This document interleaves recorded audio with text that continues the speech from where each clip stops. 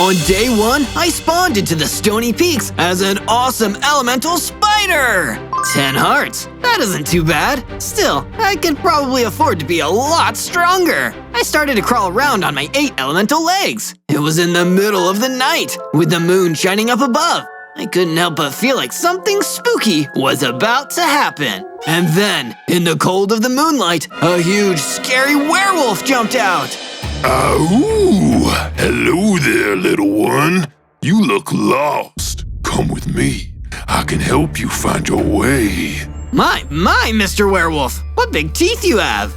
Yes, little spider. All the better to eat you with. He came charging towards me, and in a panic, I used one of my inherent spider powers, putting down as many cobwebs as I could. Lucky for me, the web slowed the werewolf down, buying me some time. That's a dirty trick. Come back here. No way! I ran away as fast as I could, crawling through the Stony Peaks and trying to escape. But during my daring escape, I was ambushed by some vicious worgons. Not so fast, Spider. We want to play. But I didn't want to play, so I did all I could to escape and find a place to hide for the night. I waited for hours for morning to come, but it never did. The night just went on and on. Something's really wrong here. On day 2, or at least after time for a whole day had passed, I noticed that the eternal night had continued, and a big bright moon still hung up in the sky. This is so weird. Why isn't it ever daytime around here? It just doesn't make sense. But I couldn't afford to sit around and hide. My elemental spider stomach was grumbling. I started skittering around and searching for something to eat, until I happened upon an apple tree full of rich, juicy apples. Ooh, don't mind if I do. I climbed the tree to get the apples, ate them, and then gathered some wood to make a wooden pickaxe. I mined some stone with it and used that stone to make a stone pickaxe and stone sword. If I'm gonna be trapped in a nightmarish eternal night, I might as well at least have a roof over my head. I mined enough stone from the Stony Peaks to start building myself a basic little spider nest. 1 room, a bed, and a few lanterns to offset the scary darkness. Be it ever so spooky, there's no place like home. And while I was admiring my work, I got interrupted by another worgen running in to attack me. Tasty spider. I'll eat you alive. Eat this instead. I lashed out with my sword, striking brave and true until the worgen was defeated. In that moment, I knew that I could stand up for myself. On day 3, I left my base in the Stony Peaks to hang around the Sunflower Plains. It was still in the middle of the deep, dark night. Maybe I can find some interesting materials for my gear or my base around here. Instead, I felt a sudden cold gust of air blowing across the plains. A terrifying presence had entered the space. I looked up and saw a big, frightening Solnir galloping towards me. You should not be here, little spider. This is a dark and terrible place. If you're not careful, you could get hurt. I knew he wasn't warning me. He was threatening me, and he looked way too tough for me to take him on, so all I could do was run. I fled across the plains as fast as I could, with the Solnir hot on my heels. He was catching up to me. All I could do was use my special move, dropping more cobwebs to slow him down. You can't keep running forever, Zozo. I'll get you eventually. I was able to get out of there while the Solnir was trapped. I felt bad about running away. I need to stick to my guns and stand up for myself, or I'm never gonna solve this problem. Out of my way, fool. I looked down and saw a strange little creature standing at my feet. Who are you? Who am I? I'm the Onion Queen, you knave, and you will bow before me. My castle was destroyed in a worgen attack, and now I need to seek out a new castle. Well, Your Highness, why not come and stay at my base? I'd appreciate the company. This is agreeable, but only if my room is extremely elegant. From day 4 to day 5, I returned to my base in the Stony Peaks with Her Highness, the Onion Queen. This place is a horrible dump, Zozo. Not at all befitting of my regal nature, but it will have to do. Thanks for compromising for me, Your Highness, I guess. I set to work mining more stone until soon I'd excavated enough to make a new room where the Onion Queen could stay. I did my best to make it an elegant royal suite, but my resources were pretty limited at this stage. I won't lie to you, Zozo. It's utterly hideous, but it will have to do. Thank you for the effort you put in. I left the base again to mine some more stone, but while I was out there, I was attacked by another gang of worgans. You guys just won't give up, will you? It's nighttime all the time out here. Don't you worgans ever sleep? They didn't reply. Instead, they ran in and attacked me, and I fought them back with my stone sword. When I'd finally defeated the nasty little gang, I noticed that one of them had dropped an interesting piece of loot. Wait, is that a battle axe? Don't they freeze any mobs I hit for 10 seconds? That'd be super useful later.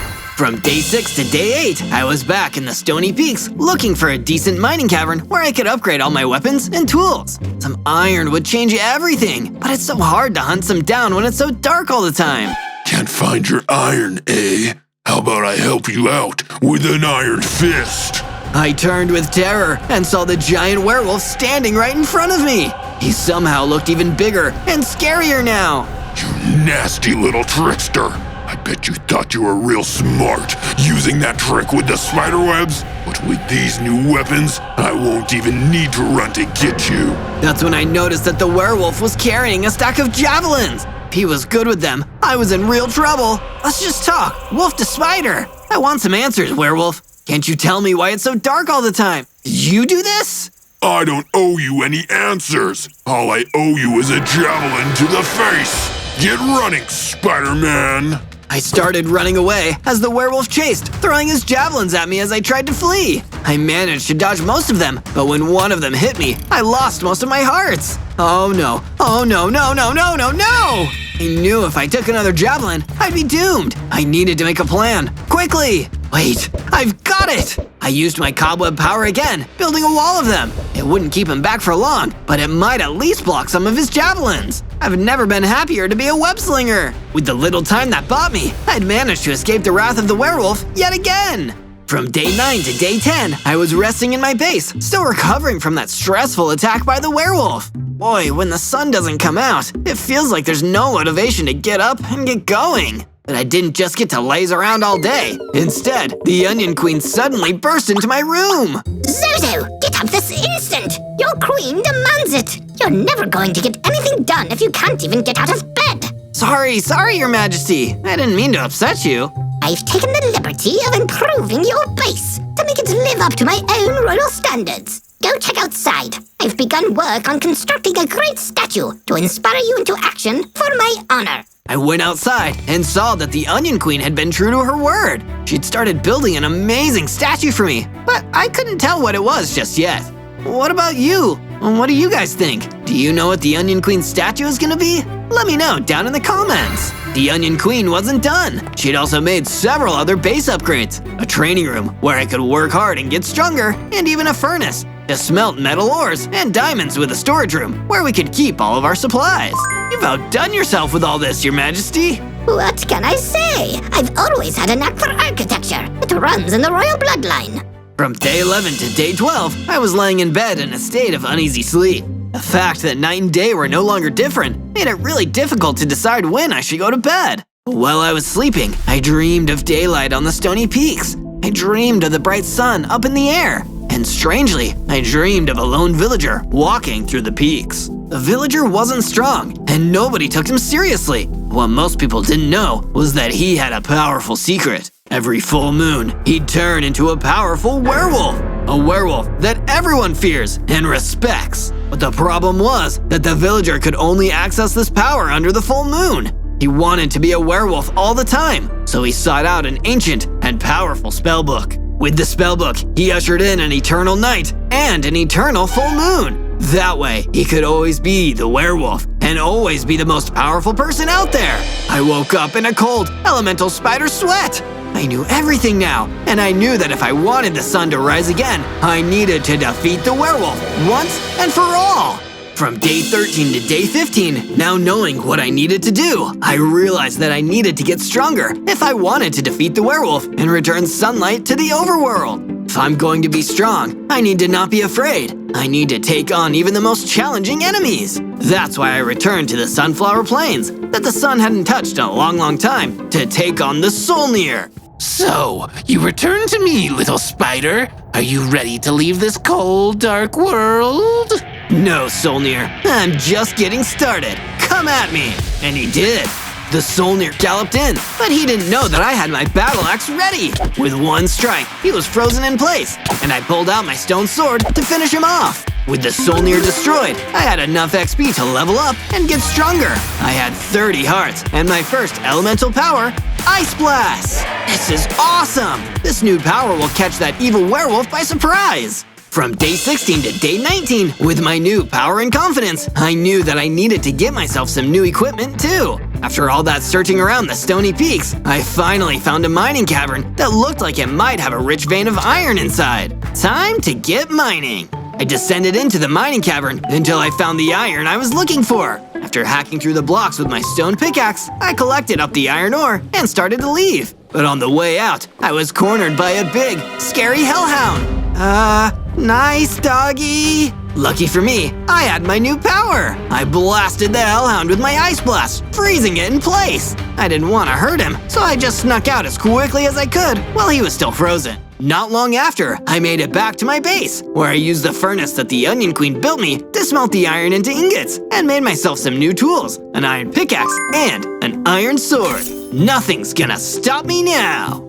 From day 20 to day 22, I got another rude awakening from the Onion Queen. Okay, I'll get up. Just give me 5 more minutes, Your Majesty. No time, Zozo! That ghastly werewolf! He's here, at the future Onion Queen Palace! What? Oh no! With no time to waste, I skittered out of my room on my 8 elemental legs and met the terrifying werewolf standing right there! You, little spider, are one of the biggest cowards I've ever met. Every time we battle, you use your little cobwebs to escape. So now, I've come to you. No way out. Are you ready to meet your doom, Spider Boy? My name is Zozo, and this time I'm ready to take you on one-on-one. The battle began, using my iron sword and my battle axe against him. He was incredibly strong and equally fast, but I didn't give up. And when I hit him with an ice blast, he stopped dead. What is this magic? You couldn't do that before. Because I'm getting stronger, werewolf, and soon I'll be so strong that you can't defeat me. Don't count your elemental spider eggs before they hatch, Zozo. I will return.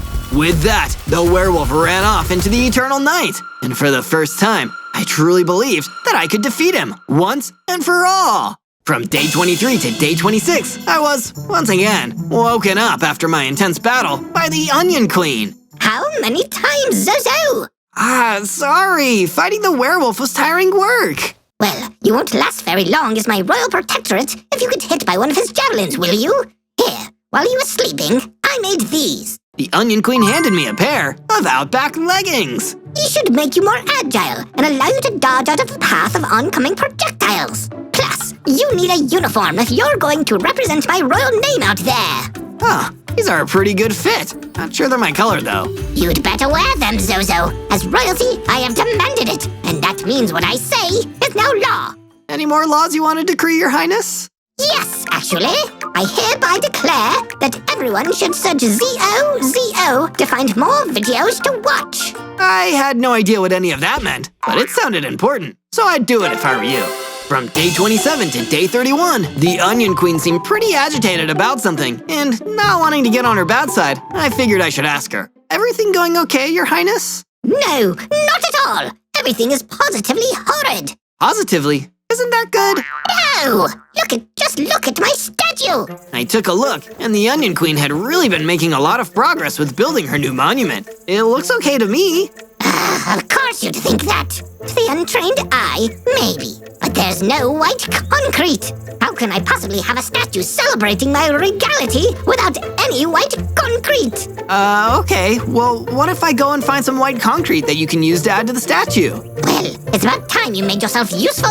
Off you go. There should be some in the Twilight Valley. So, off I went to search the Twilight Valley. It didn't take me long to find some white concrete, which made me wonder what all the fuss was about. Then, I noticed a gang of worgons in my way. That explains that, I guess. I leapt into action and delivered a few battle axe attacks to freeze the worgons in place, then shattered them to frozen pieces with my sword. With all of them defeated, I was able to retrieve plenty of white concrete and returned it to the Onion Queen to add to her vanity project. I mean statue.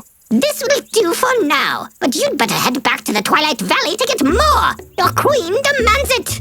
From day 32 to day 35, I did as the Onion Queen asked me, or rather, told me, and went off to find more white concrete in the Twilight Valley. I didn't come across much more though, just a few extra organs to take out for the XP. Suddenly, I heard a call for help from nearby.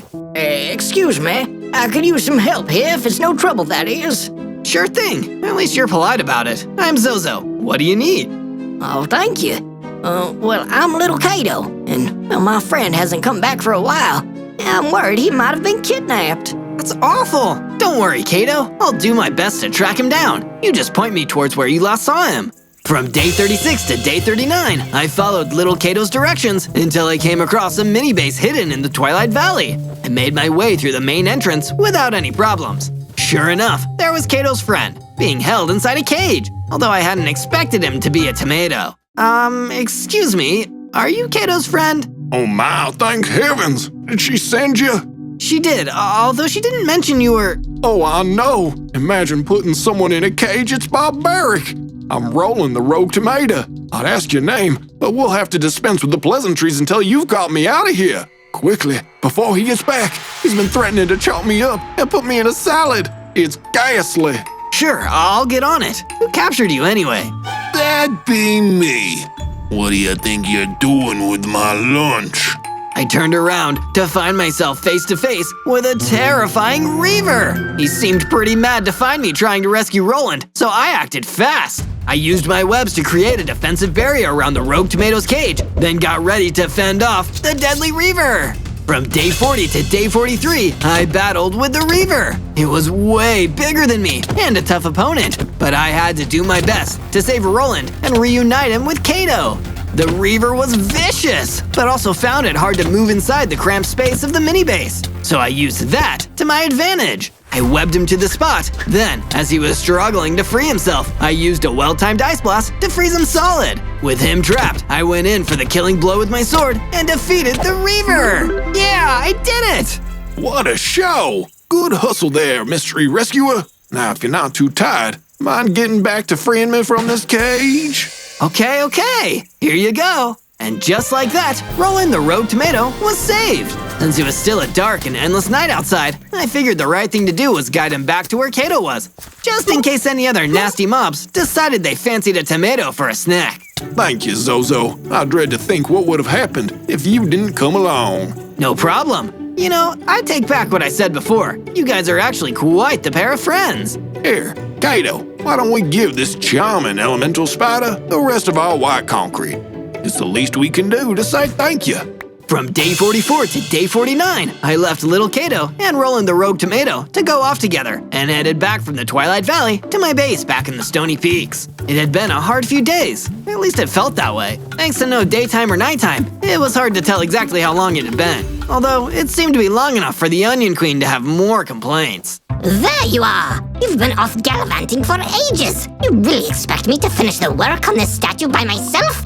It's manual labor, unbecoming of royalty. Don't you know it's illegal for me to work, since I'm the queen? Is it illegal, or is it just illegal because you said it is? Don't speak like that to me. That's almost treasonous. Did you at least find some more white concrete? Oh, well, I kinda got sidetracked, but I did manage to get some. Well, good.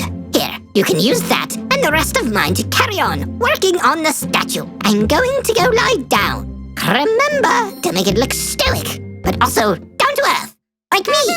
I decided I'd work on the statue later. In the meantime, I went about building a perimeter wall to give my base some added defenses. I got the idea after seeing that Reaver's mini base. Plus, it'd come in handy in case the werewolf came back while I wasn't around. I thought I told you to finish the statue. That was a really quick nap, Your Highness. I can't sleep for too long. I don't want to look like a disheveled commoner.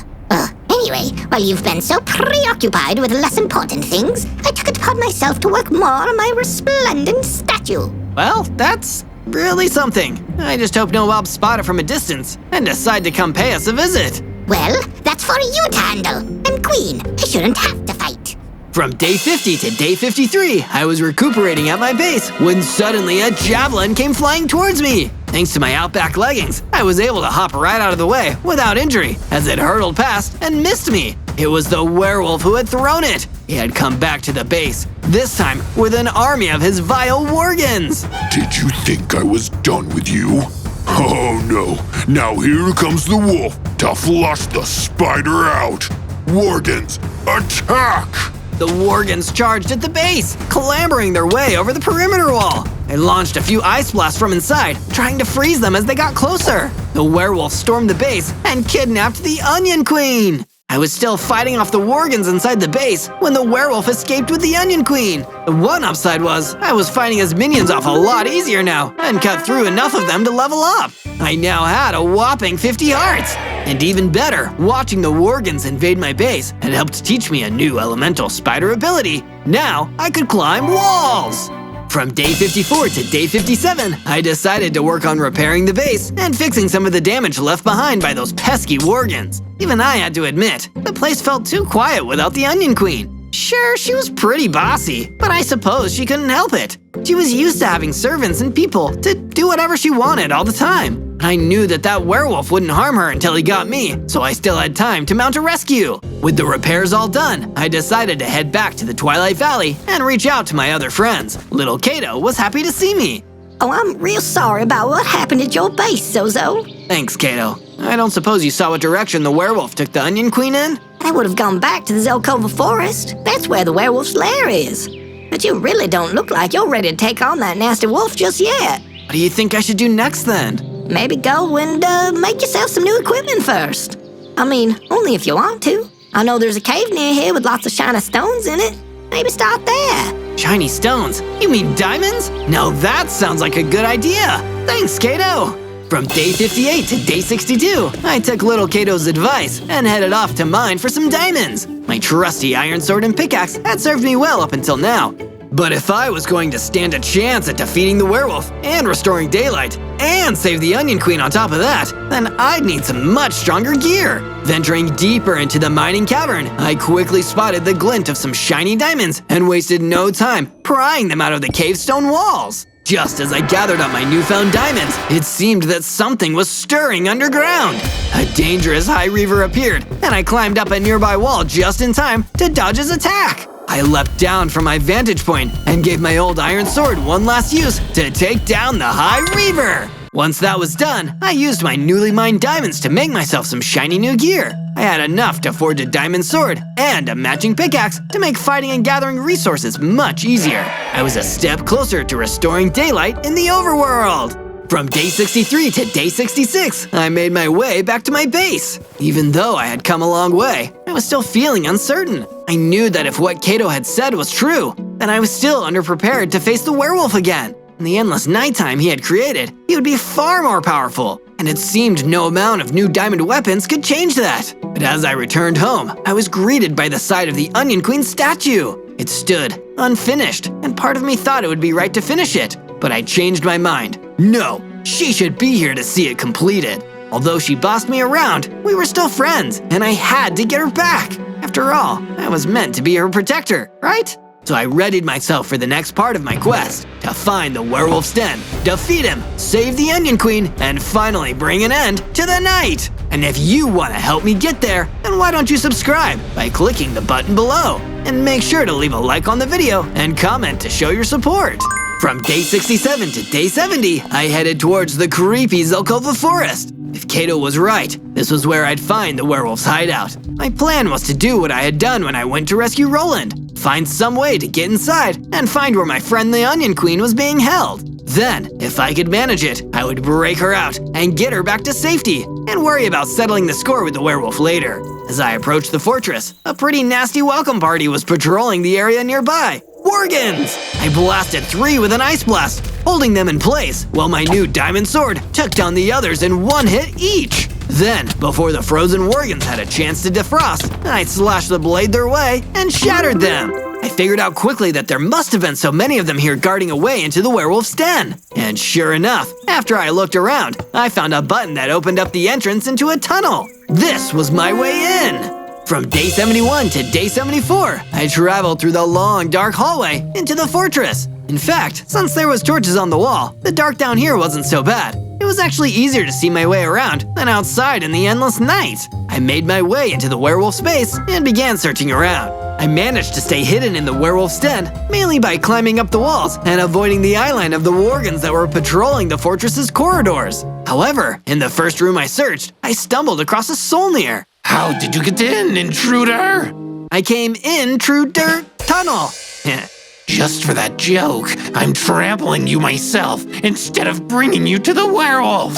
Good luck doing that. Well, web to the floor. I used my webs and stuck them to the spot, then climbed up the wall, putting all my elemental spider skills on display. I leapt down, sword at the ready, and swiped at the Solnir. Like that, he was down. But then I realized what he was guarding in this room. In the far corner was an old chest, and once I pried it open, I found something that would give me even more of an edge. It was a full set of diamond armor. I quickly put it on to protect myself from oncoming damage. From day 75 to day 78, I continued to look around for the Onion Queen. After searching high and low, I eventually found where the Onion Queen was being held. Zozo, I never thought I'd see you again. Please get me out of here. Compared to this awful cage, your base is a palace. It's okay, Your Highness. That's why I came here. You mean even after I've been so crude to you, you still came to rescue me? Sure, that's what friends do. Friends? What are those? Is that another word for servants? I'll explain later. With a few swings of my sword, I broke the cage wide open, and the Onion Queen was free. She ran off, and before I could join her, a certain sinister someone jumped out in front of me. Not so fast. You thought it would be that easy? I knew you'd come and get the queen. In fact, I was counting on it. Now you've saved me the trouble of bringing you here myself. The werewolf! It was a trap! I leapt into battle and swiped at him with my sword, catching him by surprise with a flurry of attacks. He was still too tough for me to fully defeat, but I had to try. With a few more well-timed hits, I was able to weaken the wolf enough for me to flee and head back out through the tunnel to safety. From day 79 to day 84, although I was heading back to base, the werewolf wasn't taking our escape well. That pesky elemental spider thinks he can scuttle into my home and steal from my larder. Not on my watch! The werewolf went to find the book of spells he owned, the same one he had used as a villager to stop the sun from rising and keep the overworld trapped in endless nighttime. Here's the incantation. He began casting another magic spell. Outside in the sky, the glow of the moonlight got brighter. He grew into an even bigger, scarier werewolf than he was before. Yes! With more moonlight, my strength will increase, and there won't be anything that Zozo can do to stop me. No elemental spider can stop the power of the moon! From day 85 to day 89, I finally made it back to the Stony Peaks in one piece with the Onion Queen behind me. I think I've nearly got it. So friends are other people who you… what do you do with them again? You can talk to them, hang out and share interests. If you're in trouble and can't get yourself out, then you can call on a friend to help. Some friends even give each other gifts. Are we friends, Zozo? Sure, I mean, as long as you want to be. I would like that.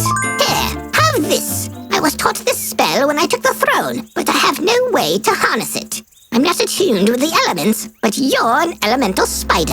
The Onion Queen cast her magic my way and gave me a new upgrade, a fire aspect enchantment. Just give me a moment, Zozo. I should go and do something.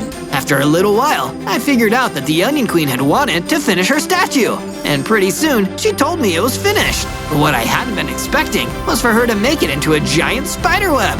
I felt really appreciated. There's something you should know. When I was captured, the werewolf spoke of a book of spells he has, and how he can increase his power with the moonlight. If you get that book, you might be able to bring daylight back. But with the moon this bright, you need to be stronger. Well, I've been trying my best. Maybe since he's using magic, I should use some of my own to stop him. I agree. I think it's time for me to stop clinging to my royal title and do something that can actually change things for the better. I'm going to help you. From day 90 to day 94, I set out toward the old mini-base in the Twilight Valley. The Onion Queen had sent me there to see if there was any magical supplies we could steal from the werewolf's minions. I ran into another group of worgens, and they went down after a short fight. I was really getting good at this, and with my new fire aspect enchantment, It was easier than ever to take these nasty critters down. Their boss would be another story, though. I searched around the mini-base and found another chest. Perfect! I wonder what's inside. I opened it up and was delighted to find a potion of power. This would be perfect to give me a boost of strength to help me take down the werewolf. I'd still need some more help in order to beat him. And that's when I remembered what I taught the Onion Queen. From day 95 to day 97, I went back to my base, and to my luck, the exact person I was hoping to see was right there waiting for me. Zozo, you're back. Hey there, Kato. How's Roland doing? He's fine. Well, not exactly. He got it in his head that the werewolf wants to eat him. Well, let's see what we can do about stopping that from happening. I actually came here to give you a gift. It's not much, but I wanted to say thank you for saving my rogue tomato friend and trying your best against the werewolf. Oh, you didn't have to get me a gift. Actually, where is it? Oh, it's in my brain. I'm going to show you how to make netherite armor. It'll be strong enough that the werewolf will never bite through. So, for the next few days, Kato and I worked on building my new armor. And sure enough, by the time we were done, I had the toughest, most pristine full set of netherite armor anyone had ever seen. On day 98, I was preparing myself for the final battle. This was it. After nearly a full 100 days of night, I was getting ready to face off against the werewolf for the third and final time. I had my potion of power ready to drink, and I was decked out in my sweet new netherite armor. There was only one thing left to do. Search for more videos by typing ZOZO and leave me a comment telling us what you want to see us survive 100 days in Minecraft next. Okay, 2 things left to do. I said farewell to my friends, leaving the Onion Queen and little Kato in the safety of my base as I set off to complete my quest. On day 99, I decided not to take the secret tunnel into the werewolf's den. I had gone that way last time, and no doubt he'd have that entrance guarded this time around. So instead, I snuck up to the outer walls and used my elemental spider ability of crawling to climb up the wall and find a way in through the top. Once I was inside, I decided it was time to get ready for the fight. I already had on my netherite armor for protection and my diamond sword to do some damage. But the werewolf had the power of being a wolf and the moon on his side. So I drank my potion of power and leveled up. The potion made me even stronger. I now had 100 hearts and the power to fire energy blasts. Now this would be a fair fight. And not a moment too soon, because the werewolf came barreling down the halls of his fortress towards me. I could smell you a mile off. You've been a thorn in my side for too long, Zozo. Now it's time to squash this itsy-bitsy elemental spider. We clashed, and I used my sword to block the swings of his claws. He was ferocious, far more than he had been before. He might have spent too much time in the moon. Wait, is moonstroke a thing? You can get sunstroke if you're out in the sun for too long, so maybe? Do you ever stop talking? While the werewolf was agitated and distracted, I surprised him with a sudden energy blast. It sent him staggering backwards. I ran at him with my diamond sword drawn. We clashed swords again. He really was stronger, but so was I. I ducked out of the path of his claws and used all my tricks against him. I froze him to the spot, then swung my sword before he quickly broke free from the ice. I leapt out of the path of his javelins and climbed up the walls to get out of his reach when I needed a second to collect my thoughts. And then, leaping from above, I brought my sword swinging down through the air. Boom! I had done it! I defeated the werewolf! On day 100, I gathered up the spellbook from the werewolf's lair and made my way back to the base with a spring in my step. Both little Kato and the Onion Queen cheered when they saw me making it back in one piece. You did it, Zozo. I never doubted you for a second. Thanks, Kato. I think you might know what to do with this spellbook. No, the honor is all yours, Zozo. I'll be happy to once again feel the sunlight with friends by my side. I flipped through the pages and found the right spell. And once I recited the magic words, the sky was filled with bright sunlight. Daytime had been restored, and the overworld was back to normal. All thanks to your friendly neighborhood elemental spider. On day 1, I spawned into the prairie as an awesome venom dragon! Whoa, that must be what happens when an alien symbiote fuses with a dragon! I wonder what awesome powers this will give me! But I didn't have much time to think about what awesome powers being a symbiote-infused dragon would get me, because I suddenly saw a small group of heavily armored royal guards running towards me! Uh-oh, those guys look a little sinister! I should get out of here! I turned and ran as far from the royal guards as I could, but I was only a baby venom dragon with 10 hearts, so I didn't have that much energy. Still, I was able to outrun the royal guards and stop to rest. Jeez, I just got here, and already I've got gangs of armored goons running after me. What's going on here? Your capture is going on here, knave. I turned and saw one of the royal guards standing right behind me. I haven't done anything wrong. Trespassing and suspicious behavior. Our master, the Chief Evoker, demands that we take in any possible accomplices of the Accursed One. Accursed One? I've never even heard of him. Oh, forgive me for not believing that. Come with me right now, little Venom Dragon, or I'll be forced to call in reinforcements, and they're a lot less kind than me. At my current tiny strength, I had no choice but to go with him.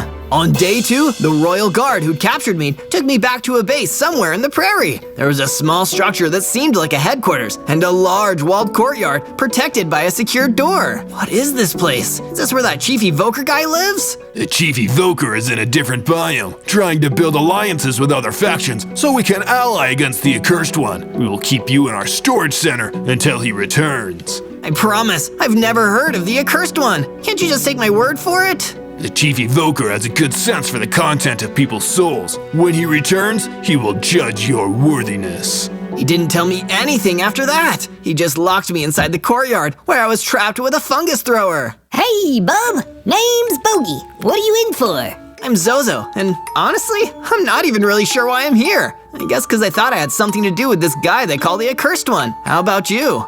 I'm in here because I don't like authority. The Accursed One, the Chief Evoker, doesn't matter. I don't think anyone should tell anyone what to do for no good reason. Can't say that I'm keen on them right now either. Before we do anything else, I need to get us out of this place. I'm open to ideas, fella. I've been in here for 3 weeks. I think I'm starting to go insane. Bogey's insanity aside, there was still hope here. I waited until nightfall, and then I put my plan into action. I have wings. Maybe, just maybe. I focused really hard until my wings started to carry me upwards. I flew up and out of the courtyard and then landed next to the door outside. I opened it and freed Bogey. You're a real one, Zozo. I hope we meet again someday. We both ran off in different directions, relieved that the royal guards hadn't noticed our daring escape.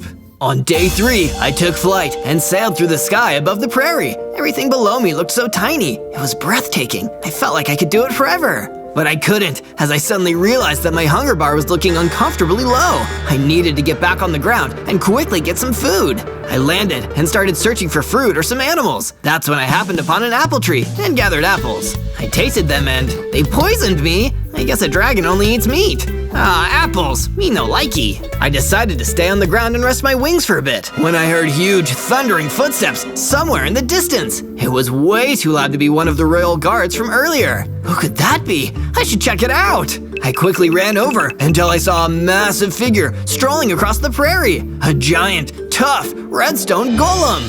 Whoa, he's so big. I bet nobody messes with him. You're right about that, kid. Oh, you could hear me? I can hear a lot. Just because I'm big and tough, people assume I can't be smart and perceptive too. But I'm the whole package. My name's Red. How about you? I'm Zozo, and a lot of people have been giving me trouble lately. Can you teach me how to be big and tough like you? Sure thing, Zozo. So long as you pay me back. Follow me. I'm sure I can teach you a thing or two. From day 4 to day 5, the redstone golem led me to his home biome, the Red Desert.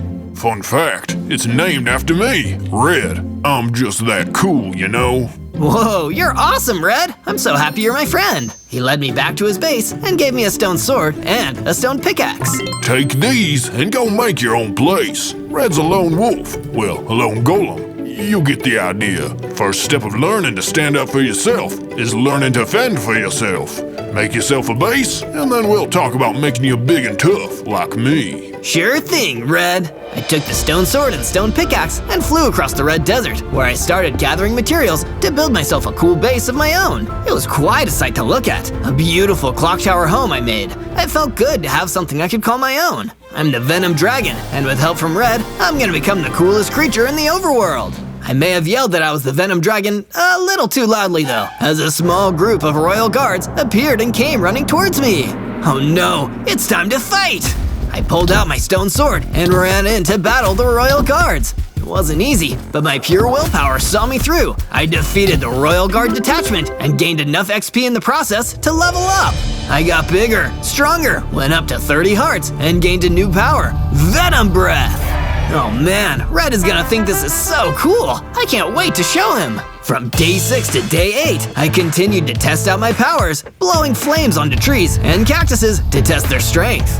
Feels good to finally have some power. Some firepower! Is that even a joke? Oh gosh, who knows? But during my fire practice, I happened to run into an old friend, Bogey the fungus thrower. Hey Bogey, how's it hanging? Been better, been worse. Say, have you had any luck finding that accursed one? I've been on the lookout. I need to find a new authority to rebel against while the Evoker is still out of town. Does the accursed one count as an authority? I'm still not really sure what his whole deal is. I've been asking around a lot lately. Turns out, he's been causing trouble around here for years. He's rolled through towns, and they've disappeared that same night. He rarely ever leaves survivors, so it's hard to know who he is and what he looks like. Well, that's worrying. I think I know exactly who to ask about this. I flew over to my good buddy Red and told him everything that Bogey had told me. He immediately knew what I was talking about and had a great idea. Yeah, I've heard about this accursed one. He's a tough customer. Pretty cool, apparently, but obviously evil, too. I've heard that his true power comes from a bunch of dangerous magic users.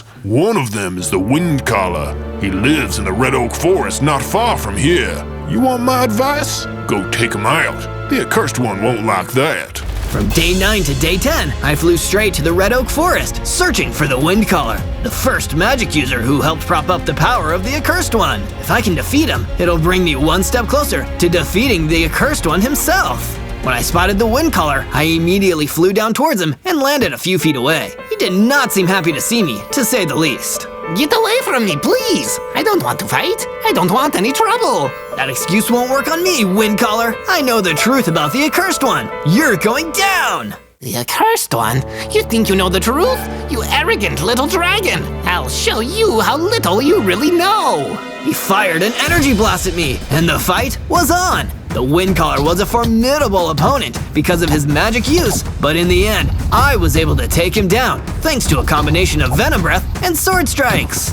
Sadly, I lost a lot of hearts in the process. Less sadly, Bogey appeared soon after and let me drink one of his healing potions to regenerate my lost health. Bogey, I can't thank you enough. Why are you here? Were you just following me around? Nah, man. I just been told the Wind Caller was the right man to speak to about finding the accursed one. But I guess you beat me to him. He attacked me first, and besides, Red told me to. You shouldn't let other people tell you what to do and think, Zozo. At least not without questioning why first. Come on, Bogey, it's fine. Red has my best interests at heart, I think.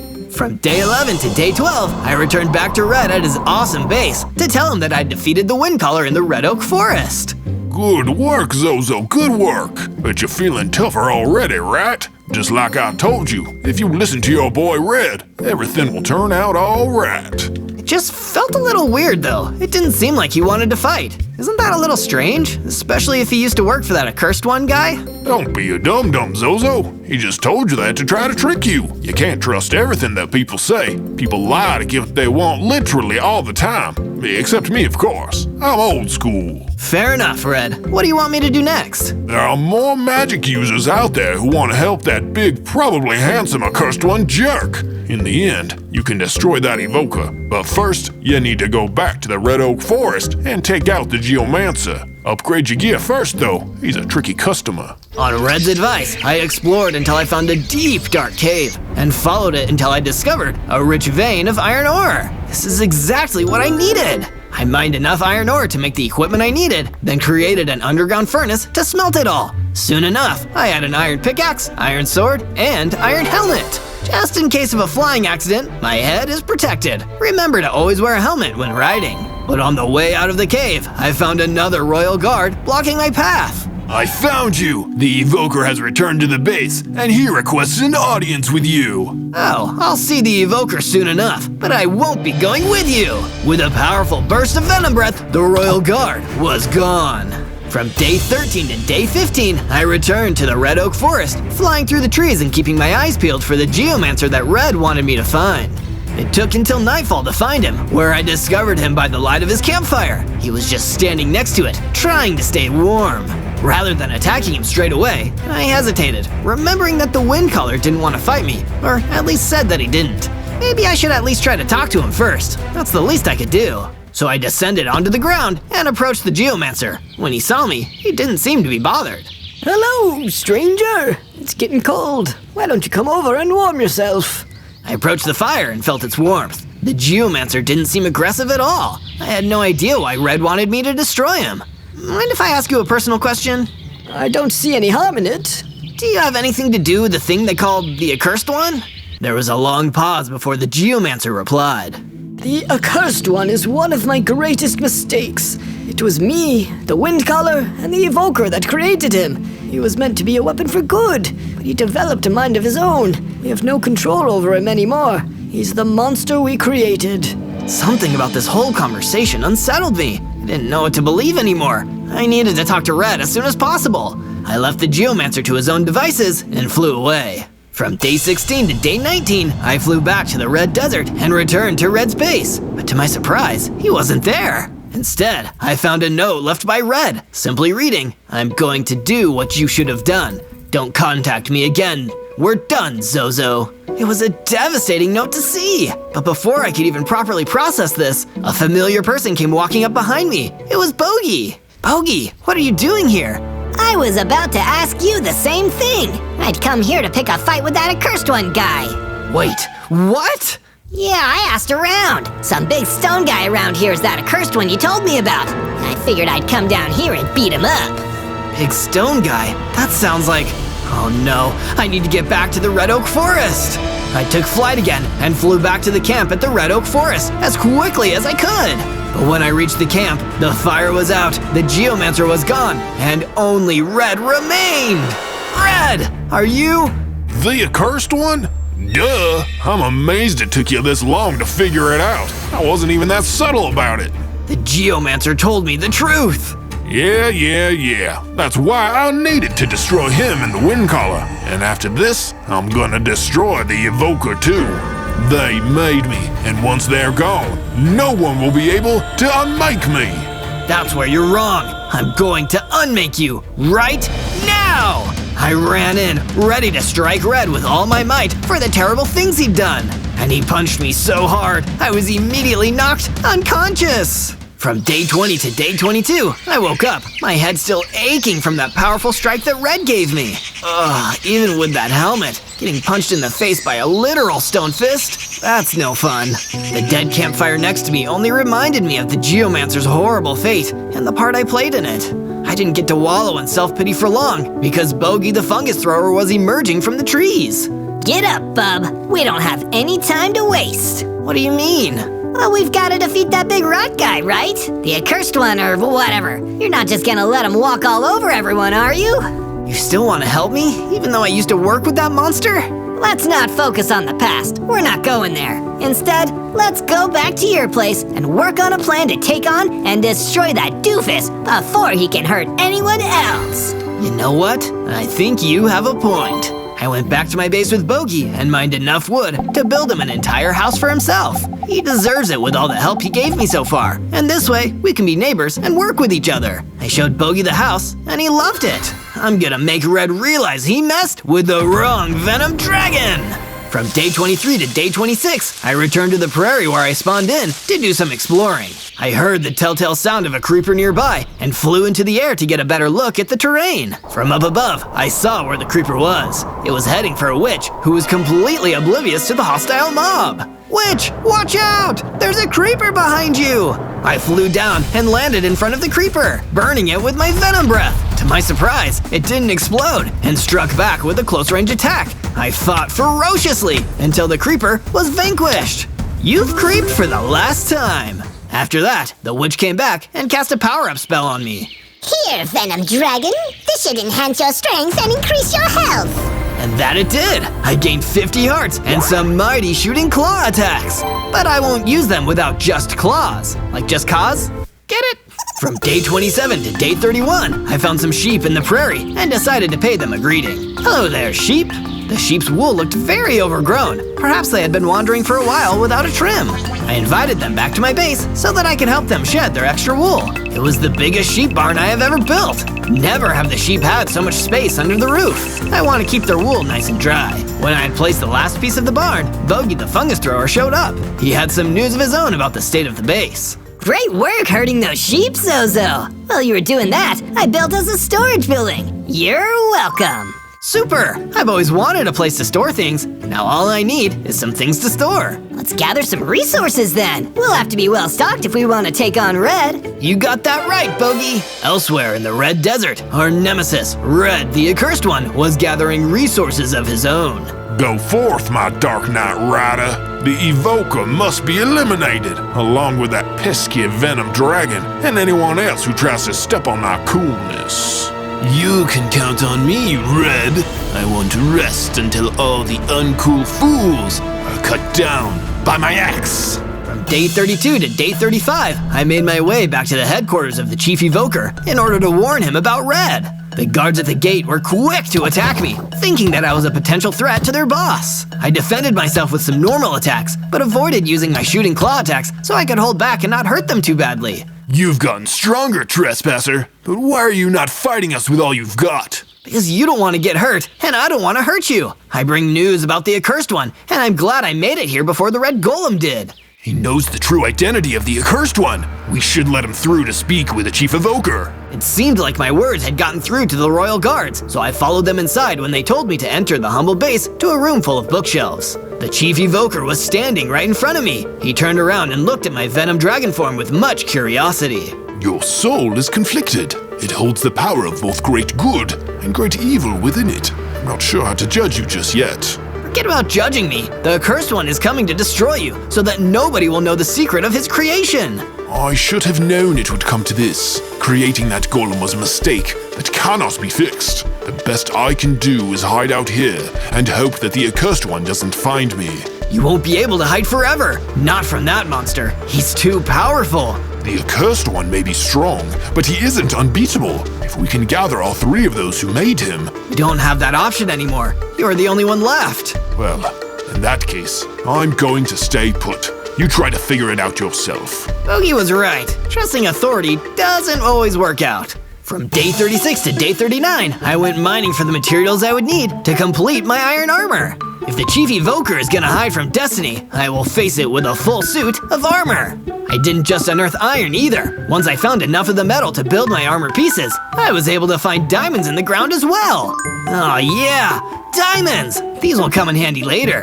I crafted the rest of the iron armor and equipped it. Now don't I look snazzy in this armor? Leave a like if you think so, and don't forget to subscribe. I went back above ground to my base in the Red Desert, where I met up with Bogey and told him what happened at the Evoker's base. It looks like we're gonna have to take this matter into our own hands. We'll stop that accursed monster without the help of the Evoker. Yes, that might be the only way to get it done. It's you and me, Bogey. Here, Zozo, you can have my favorite machete. It'll help you the next time you're in a tough fight. I equipped the machete and gave it a couple swings. It didn't deal any more damage than my sword, but it sure looked a lot cooler. Later on, I was patrolling the outside of the base when a camel came walking towards me across the sands. You, Venom Dragon, come with me. Someone you know wants to speak with you. Bogey says I don't have to follow orders, but maybe this time I should do what this camel says. From day 40 to day 43, I went to the location that the camel specified and found out that it was none other than the Chief Evoker waiting to meet with me. I thought you were hiding, Chief Evoker. You thought right. I am hiding. Someone is coming after me. I need you to protect me. Really? Your guards throw me in prison? You let your fellow mages die, and you won't do anything about the Accursed One, but now I need to help you? Only if you want to. Your soul has the potential to protect or destroy. Okay. Where is this enemy that is following you anyway? It's coming. Prepare yourself. I looked across the prairie and saw someone on a horse. There you are, Chief Evoker. I'm going to chop you up for being so uncool. Who are you, buddy? I'm the Dark Knight Rider, and it looks like I've got another target right here in front of me. Not now you don't, because we're running away! And we did. From day 44 to day 49, I had run all the way back to my base, only to find that the Chief Evoker had arrived there before me. So it's not just hiding, but running you're also good at. I am not your enemy, Zozo. You don't need to get sassy with me. If you say so, but don't expect I'm going to let you hide here at the base. I'll return to my own base soon enough, but for now, I'm going to give you this. The Chief Evoker handed me a mace, even though I already had a powerful weapon. He also showed me a book of secrets full of magic spells. What are these for? My companions who helped forge the Accursed One, the Geomancer and Windcaller, might be gone now, but the magic we used to create the golem existed before us, and remains without them. I have written my part of it in my book of secrets, and if you can find the other two, we can enchant the mace with a breaking spell to unmake the Accursed One. Now that's more like it. I'll take on this quest and gain the power to defeat Red. Where should I start? Return to the Red Oak Forest. There you may seek the Windcaller's magical secrets. And with that, I was on my way. From day 50 to day 53, I sought the magical secrets of the Windcaller deep in the Red Oak Forest. Here, secret, secret. Here, secret. Finding secrets was a way more difficult task than I had thought. But then again, I guess that's what made them secrets. In its current condition, the mace was not a powerful weapon, so I couldn't even use it to fight regular mobs. I was about to head back home when I ran into a mummy. Did somebody say secret? As in the magical secrets of the Windcaller? Yes, I did. But don't tell anyone. It has to be a secret. I remember back when the Windcaller and those other two were first building their golem with the intention to protect us all. The Windcaller said that the golem would have the power to listen to the wind and know when others are in trouble. That probably has something to do with finding the secret, but I can't figure it out right now. I walked away and traveled off through the woods. I'd be back to scout this area again on another day. From day 54 to day 57, I was taking a scenic walk through the prairie on the way back to my base when I encountered that Dark Knight Rider who was working for Red. Time for me to ask you a question, Venom Dragon. And the answer is your demise! Why are you even working for Red, Dark Knight Rider? Don't you know that he's a loner? Simple, because I've got a score to settle with the Chief Evoker. But you won't need to hear about that. I'll just chop you to pieces! The Dark Knight Rider ran towards me, and I used my Venom Breath on him. It barely did any damage, and he just kept charging forward. I'd better get out of here. I flew away, escaping through the sky where the Dark Knight Rider couldn't reach me. While his handyman was tracking me, Red was brooding all alone in his base. I can hear him now, those voices on the wind. Yes, that's a sure sign that my enemies are in trouble. It's cool to know that people I don't like are failing. From day 58 to day 62, I came in for a graceful landing in the middle of my base, where Bogey was quick to welcome me back home. Our base has become much more self-sufficient thanks to my efforts. Come check this out. I looked around inside to see Bogey had installed a furnace for regulating temperature throughout the base. This is excellent, Bogey. Who doesn't need a furnace in the desert for when it gets cold? I also started work on building a defensive bunker in case things really get dangerous out there. Can you gather some materials to help complete it? Of course! The mines were full of the materials I would need to reinforce the bunker, so I went down below to gather them. I went further than the usual mines and arrived at the deep mining cave. There was iron and stone, and of course, diamonds! Never can have too many of these. I should upgrade my gear with these shiny diamonds while I'm here. I mined the diamonds and crafted myself a diamond sword, diamond pickaxe, and diamond helmet. While I didn't have enough diamonds for a full suit of armor, I was armed with a strong weapon now in the form of my diamond sword. I returned to Bogey the fungus thrower and gave him all the materials I gathered so he could finish the defensive bunker within the base. From day 63 to day 66, I found the Evoker had come to visit my base again with further knowledge on how I could complete the mace and the unmaking spell. I have found the secret location of the magical secrets that the Geomancer had once brought to the table in the creation of the Accursed One. That's great news! I wasn't able to find the Windcaller's magic secrets, but at least we can use the Geomancer's secrets. They are in a new biome that you've never seen before. Allow me to guide you to that place. The Chief Evoker led me down to the lush caves, a forest beneath the surface of the overworld, which had unique plants seen nowhere else in the world. This looks like the work of geomancy, no doubt about it. We soon came upon a huge door that was sealed with geomancy magic. The magical secrets are behind here. That's good to know, but it looks like the door itself can't be opened. It's true. The Geomancer was so ashamed of playing a role in the making of the Accursed One that he sealed his secrets behind this door. I guess we'll need to backtrack here once we've learned the way to get through this door. From day 67 to day 70, the Chief Evoker once again asked me for help with another matter. It is urgent. There is a bad soul running loose around the prairie. You have to stop it. I guess I've got to do what you say. I arrived at the prairie and saw exactly what the chief evoker was talking about. An evil wraith was going absolutely crazy and tearing the place apart. I drew my machete and moved towards the wraith, cautiously. It fired a lightning bolt to me, which I dodged. I returned the favor with my venom breath. I've achieved true power. I don't need anyone anymore. I am strong all by myself. Just because you're cool by yourself doesn't mean you should go destroying things. I bet somebody else made you believe that so you wouldn't destroy him. Life is better when you're on your own. And you're only saying that because you aren't listening to others. If you listen to me, I promise you'll be stronger with someone to help you. The wraith thought about it for a moment. You have convinced me to accept help from others. If it really does power me up. I solved the problem without fighting. I guess not every bad soul is beyond convincing. From day 71 to day 74, the Dark Knight Rider showed up and started breaking down my base with his deadly horse. Not so cool after I pillage your base. Then again, you were never cool. You're the one who's about to find out what cool is after I slice you! I drew my machete and we battled each other, weapon to weapon! The fight was even for a while, but then the Dark Knight Rider disarmed me of my machete and stole it for himself! It'd be hard to slice me without this. See you later, you uncool fool! Wait! This isn't over! The Dark Knight Rider didn't wait, and just like that, he was gone. I may have survived with my life, but I lost Bogey's favorite machete, and that made me extremely sad. I ran into my room and cried about it for a long time, wishing I had only hung on to the machete a little bit tighter. After a few hours of crying, Bogey showed up in my room. I was almost too sad to talk to him. I'm sorry, Bogey. I can't believe I lost your favorite machete. Zozo, it's only a machete. At least you're still okay. You're my best friend. You're right. Thanks, Bogey. Come out and play. I've already fixed the base up from the Dark Knight Rider attack. I spent some time with Bogey, not knowing that Red was once again plotting something all by his lonesome. Try to unmake me, will they? I'll unmake them when I get my hands on the fully completed Mace of Magic. From day 75 to day 78, the Chief Evoker was back at my base once again. You show up here a whole lot, don't you? It's because you're so useful, Zozo. Now have all these javelins. Okay, I'll have all those javelins. I took the javelins that the Chief Evoker was giving me and asked him if there was any other reason why he was here.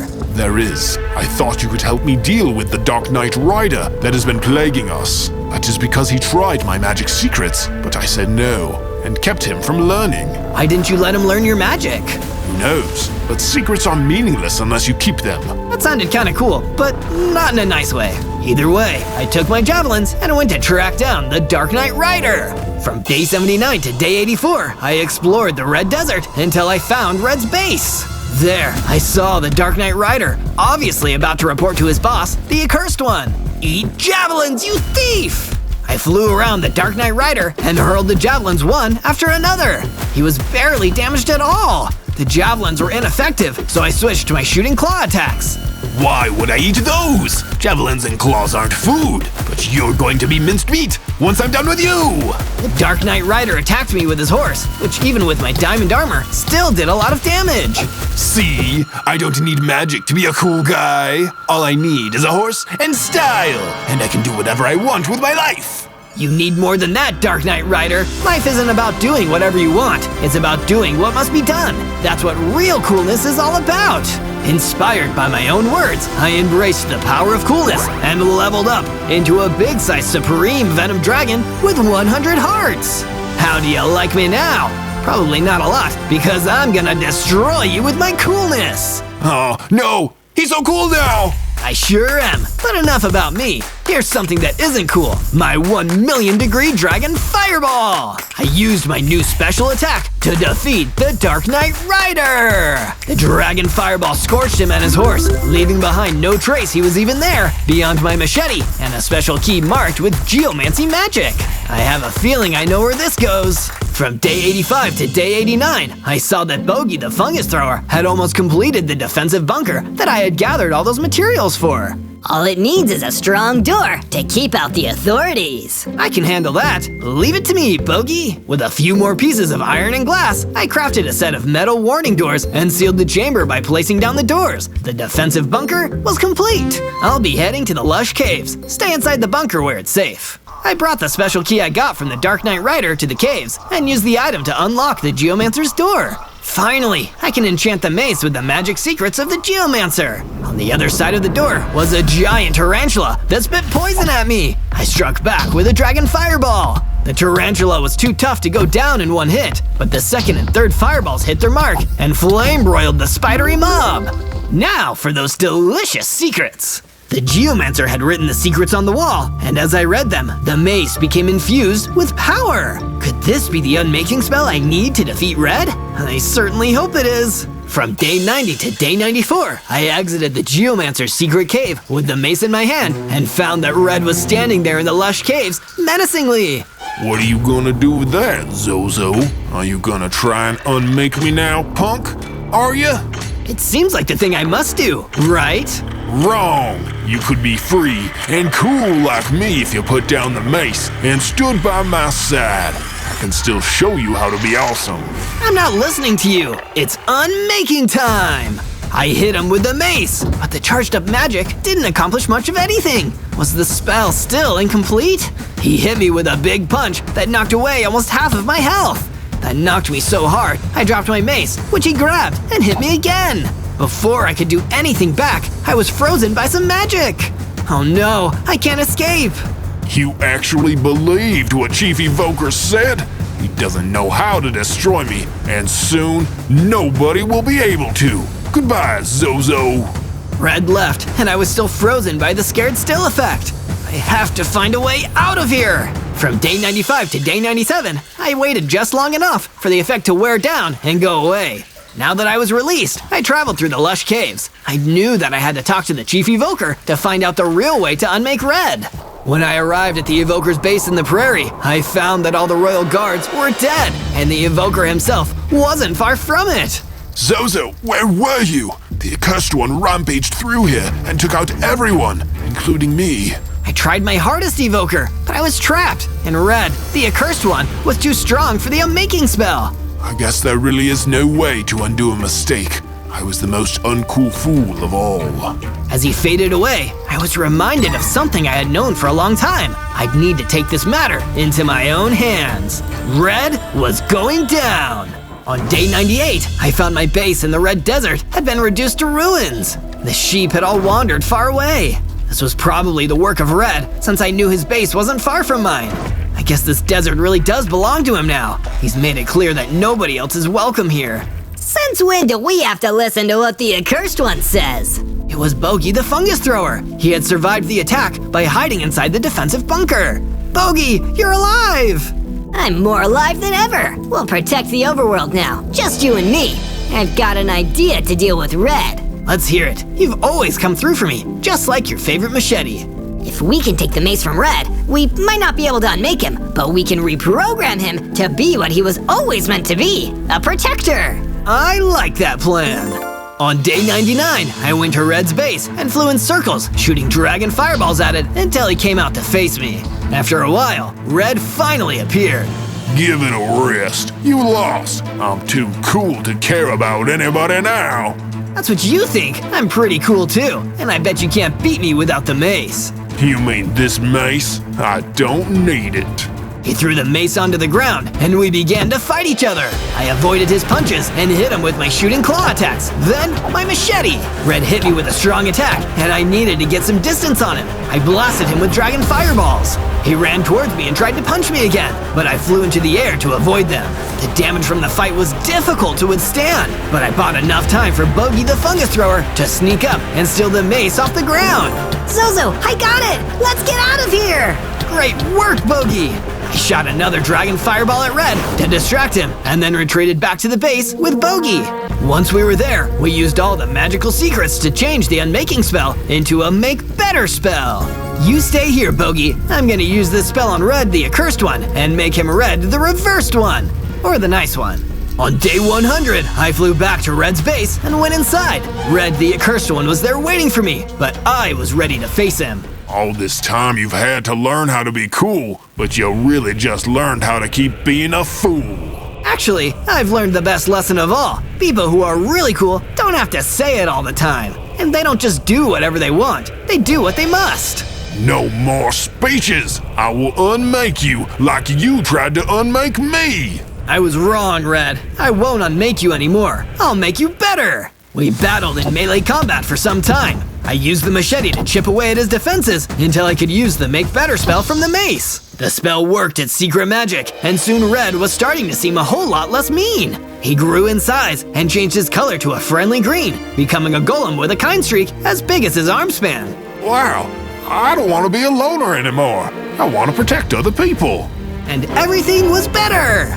Now, thanks to my Make Better spell, Red, or should I say Green, would be the world's protector, and I would have a chance to relax until I was needed again.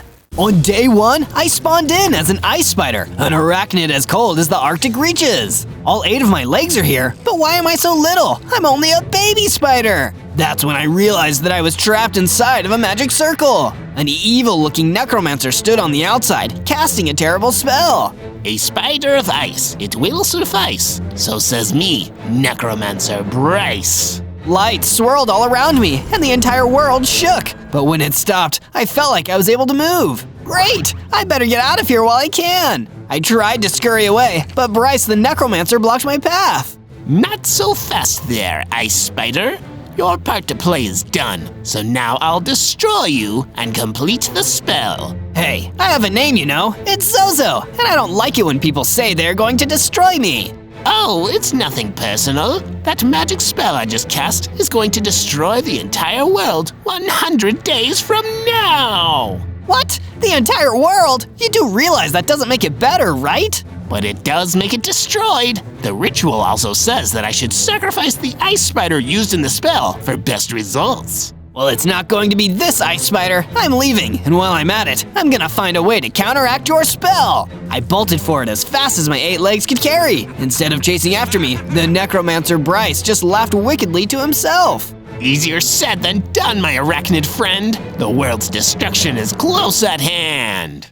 On day 2, I managed to get far enough away from the necromancer Bryce that I could take it easy. I looked around in wonder at the glowing ancient forest around me. I also noticed that I had 10 hearts and that my hunger gauge was lowering fast. It looks like running for my life from a destruction-happy evil necromancer really works up an appetite. I searched around until I found a tree that had apples in it for me to take.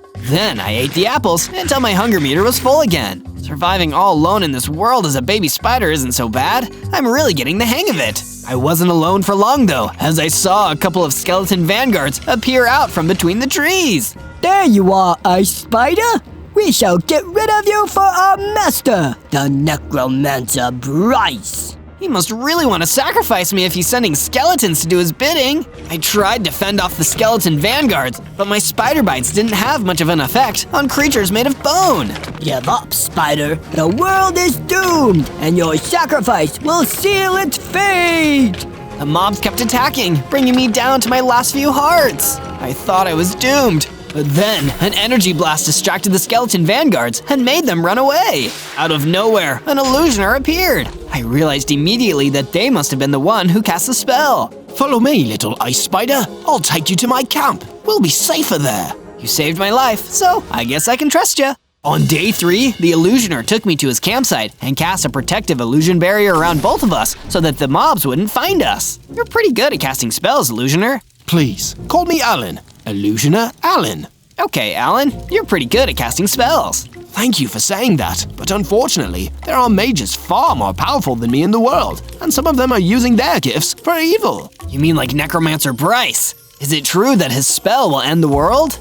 Not if we good mages have anything to say about it. Soon after, another mage arrived at the campfire. This one was a wind caller with the power to, well, call wind. I'm Wind Caller Windy. I'm here to see the ice spider. That's me. I'm Ice Spider Zozo. Oh, the winds are truly blowing in our favor. You, my amicable arachnid, may be the key to saving the entire world from destruction. Necromancer Bryce's ritual can be stopped by a more powerful spell, as long as he doesn't sacrifice an ice spider. So as long as I'm alive, there's a chance that you mages will be able to stop him. We'll need your help too. We can battle his henchmen and travel to places which would be too dangerous for us. You can count on me. I might still be a baby spider, but I won't let the entire world down. From day 4 to day 5, I began to make use of the trees around me to gather wood for a wooden pickaxe. Because my starting area was a forest, it didn't take long to have enough to craft the tool. But wood wouldn't be good for long if I could do better. I mined into the ground with my wooden pickaxe for some stone and quickly upgraded to a stone pickaxe. With the new and improved stone tool, I was able to gather even more stone to use for building and crafting. First, I made a stone sword to defend myself with. Next, I started building a strong shelter where I could stay safe from Necromancer Bryce and his undead minions. Illusioner Alan had chosen to come with me. His illusion spells would help keep me safe while I built the base. Thanks for all your help so far, Alan.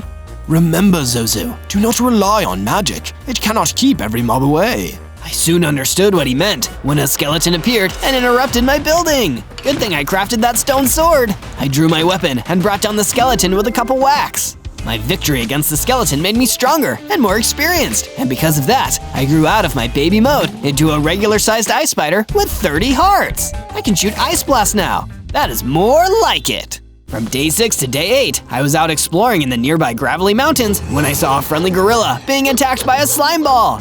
Get away from me, you slime ball! The slime ball didn't answer. It just bounced and got slime everywhere. You may be slimy, but this ice spider isn't so helpless anymore. I hit the slime ball with my stone sword over and over. It did a good amount of damage, but I was taking damage the longer I stayed in contact with the slime ball. I retreated back to a safe distance and shot the slime ball with an ice blast. It froze the mob solid, so I was able to get in a few more hits with my stone sword while it was immobilized. I repeated this 2 or 3 times with more ice blasts until the slime ball was defeated. Once the battle was over, the gorilla cheered and ran up to greet me. Brr, I was cold just watching that, but I'm glad you're on my side. Of course, I, Ice Spider Zozo, am all about saving others. You're definitely the nicest ice mob I've met. Say, do you think you could talk to the other one I know and tell him to stop trying to freeze me? Sure thing, I'll let him know that's not nice. He's just over here in another part of the mountains. From day 9 to day 10, the gorilla showed me to the lair of the Icy Creeper, a powerful ice mob that seemed to like to cause trouble. Gorilla seemed worried for me. That's how I knew Icy Creeper would be trouble. Are you sure you could talk him out of being mean, Zozo? I can certainly try. I left Gorilla behind and approached the Icy Creeper. His attention was on me immediately, but he didn't speak. It looked like I would need to talk first. Hey, I'm Ice Spider Zozo. I heard you've been trying to freeze the gorilla and they'd like you to stop. Well, that's very nice, but I'm not gonna. I'll freeze anyone I want. That's so rude. What did the gorilla ever do to you? Nothing, but this is a cold world, and I'm one cold, tough customer. If that gorilla doesn't like it, he can go to another mountain. Don't make me fight you, Icy Creeper. I'd like to see you try. I fired my ice blast at the Icy Creeper, but it seemed like he was even colder than me because it barely did any damage. His own ice blast took off a bunch of my hearts. In a battle between ice creatures, I was definitely the loser for now. I ran back to the gorilla, sad that I couldn't defeat the Icy Creeper. I promised Gorilla that I'd let him stay in my base for now and come back to the gravelly mountains to defeat Icy Creeper at a later time. From day 11 to day 12, I returned to my base and began renovating the living space so that the gorilla had a place to live. I used a lot of stone bricks so it wouldn't be too different from the mountain he had left behind. Once I had built the room, I went to see the gorilla and showed him where he could stay. Thanks for letting me stay here, Zozo. I thought you could use some more storage space, so I did a bit of building on my own. It turned out that the gorilla really had built a room that was perfect for storing extra items. He also built a furnace that would heat up the room where he and the mages would be staying. Oh yeah, I guess you guys need to stay warm. Either way, that's very impressive work. I call it the home away from home. Oh, I hope I get to see the mountains again before the world ends. It's not going to end. I'll stop it. I hope so. That necromancer Bryce has been plotting world destruction for a long time, actually. He's tried all sorts of spells to do it, and they've never worked. This one might, though, and the idea of that is really scary. It did sound scary, and I wasted no time getting better materials to help defend myself in case Bryce showed up. Down in the mining area of the base, I went digging for some iron to upgrade my tools. I found some iron ore, which I smelted into iron ingots, then crafted into an iron pickaxe and an iron sword. Back on the surface, I tamed some sheep from the nearby glowing ancient forest and built a farm for them. If that furnace fails, there's always wool sweaters. From day 13 to day 15, I sought out Illusioner Alan for some more advice on how to complete Necromancer Bryce's challenge. I want to save the world as soon as I can, Alan. Is the spell ready yet? If only magic were that simple, Zozo. The truth is that Bryce's destruction spell is linked to you now. The only way to weaken it is for you to become stronger. How do I do that? When you defeated Bryce's skeleton henchman before, some of the spell's magic transferred into you. If you could defeat a more powerful one, it could happen again. I went back to the Gravelly Mountains in the hopes of finding another undead mob to fight. Come and get me! I don't fear you, skeletons! As if answering my call to battle, a skeleton vanguard came charging across the mountain terrain towards me. Spider of Ice! Spider of Ice! The time has come for sacrifice! I hit the advancing skeleton vanguard with an ice blast, which slowed the undead down. I was able to hit him with another before he got into melee range. Time to get a taste of my new weapon. At that point, I brought out my iron sword and slashed the skeleton vanguard with some powerful hits. The skeleton vanguard crumbled and dropped a health potion to boot. This potion must contain some more of Bryce's magic. I drank the potion and felt my power increase dramatically. My number of hearts doubled and became 60, and I gained the magical ability to turn invisible like see-through ice. From day 16 to day 19, I continued my exploration into a brand new part of the world that I'd never seen before, the Great Lake Isles. As I crawled around this breathtaking new biome, I came across an abandoned book that contained information about the destruction spell that Necromancer Bryce had cast. A spell of destruction cast by a Necromancer must be confirmed with the sacrifice of an ice spider. For this reason, an ice spider that survives the casting of the spell can prevent the destruction of the world by being at the center of a spell of life, which is made to protect the world. I wasn't sure exactly what that meant, but it sounded like there was a way to turn the tide of destruction. I excitedly began to leave the Great Lake Isles when some more skeleton vanguards ambushed me to try and get me to be sacrificed. Spider of Ice! Spider of Ice! The time has come for Yeah, sacrifice. You creeps must have followed me from the mountains. I used my iron sword and I pelted the mobs with ice blasts until they were all destroyed. From day 20 to day 22, I realized that my powers were far stronger now that I had grown into a bigger ice spider. I tested my mettle against some specters in the glowing ancient forest, chopping them down with my iron sword. They weren't that difficult to defeat, but the fact that they were here meant that bad omens were on the horizon. Dead becoming more common could be a sign of world destruction being on its way. I did some more mining for iron in the base cavern and grabbed enough ore to make the ingots for an iron chestplate. Now that I'm this much stronger, I bet I could stand up to the Icy Creeper. I returned to the Icy Creeper's lair in the Gravelly Mountains to confront the mob with my new abilities and gear.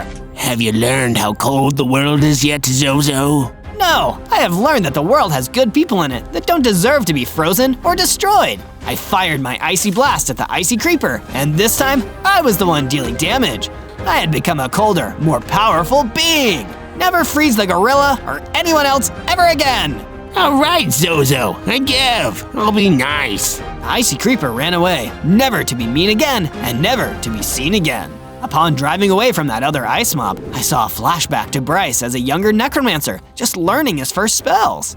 The world is a cold and cruel place. I know. I'll destroy it so nobody has to live in a cold, cruel world. Guess he was similar to the Icy Creeper in a couple of ways. If only he knew that the world wasn't as cold and cruel as he thought it was. From day 23 to day 26, I returned to the base, feeling victorious. I made a beeline for the gorilla to give him the good news. I taught that Icy Creeper a lesson he won't forget anytime soon. I promise you that you won't be having any trouble with him now. Wow, you are one heroic ice spider, Zozo. I'm really checking my prejudices right now. Also, I made you a gift. In case you didn't notice it on the way in, I made a perimeter wall to defend the base. Somehow, I totally had missed the perimeter wall. It was awesome, and would do a great job at repelling the roving hordes of the undead. The base is well defended. Maybe now it's time to make sure my body is better defended. I went back to the mining cavern and collected up some more iron ore that I then took back to my base and smelted into iron ingots. I used these to make the rest of my armor set. You may not be able to see the armor on me, but believe me, it's there. From day 27 to day 31, I returned to the Great Lake Isles, wanting to make sure that I'd wiped out the Skeleton Vanguard Scourge completely. The more territory I can take back from the Necromancer Bryce, the less power and resources he has to complete his dark ritual. And it seems like my earlier work had paid off, because I couldn't see a Skeleton Vanguard anywhere. Instead, what I found was a large and smart-looking golem. Hello there, good sir. Say, I've heard quite a bit about a certain ice spider lately. Your name wouldn't happen to be Zozo, would it? That depends. What would you do if I was Zozo?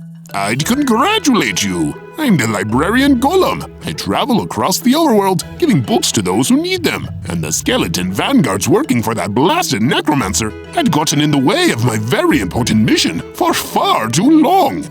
If you are Zozo, then you are responsible for many needy people getting the books they so crave. Well, in that case, I am Zozo. Why don't you come back to my base with me? You seem like you'd be a valuable ally.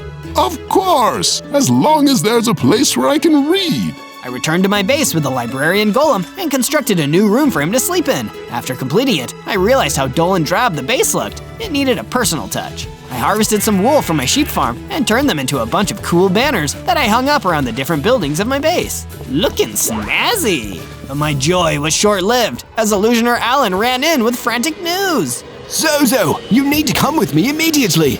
Windcaller Wendy is under attack. From day 32 to day 35, Illusioner Alan and I ran as fast as we could to reach the campfire in the glowing ancient forest where the Windcaller liked to hang out. But by the time we arrived, it was already too late. A vicious gang of skeleton vanguards had already outnumbered and destroyed him. No! We serve our master well. Everyone who attempts to defend you will be destroyed, Zozo. Nobody will stand in the way of your sacrifice. We will destroy this entire world. Not if I have anything to say about it! Powered by pure rage, I went in there with all my weapons and powers and wiped out every single one of the skeleton vanguards. In the end, all that was left was myself and Illusioner Alan. This is bad, Zozo. The Windcaller was a powerful mage and an asset to our operation. Now that she is gone, the danger grows significantly. But we can't give up, Alan. If we give up, then nobody will stop Necromancer Bryce. We need to fight back against him with everything we have.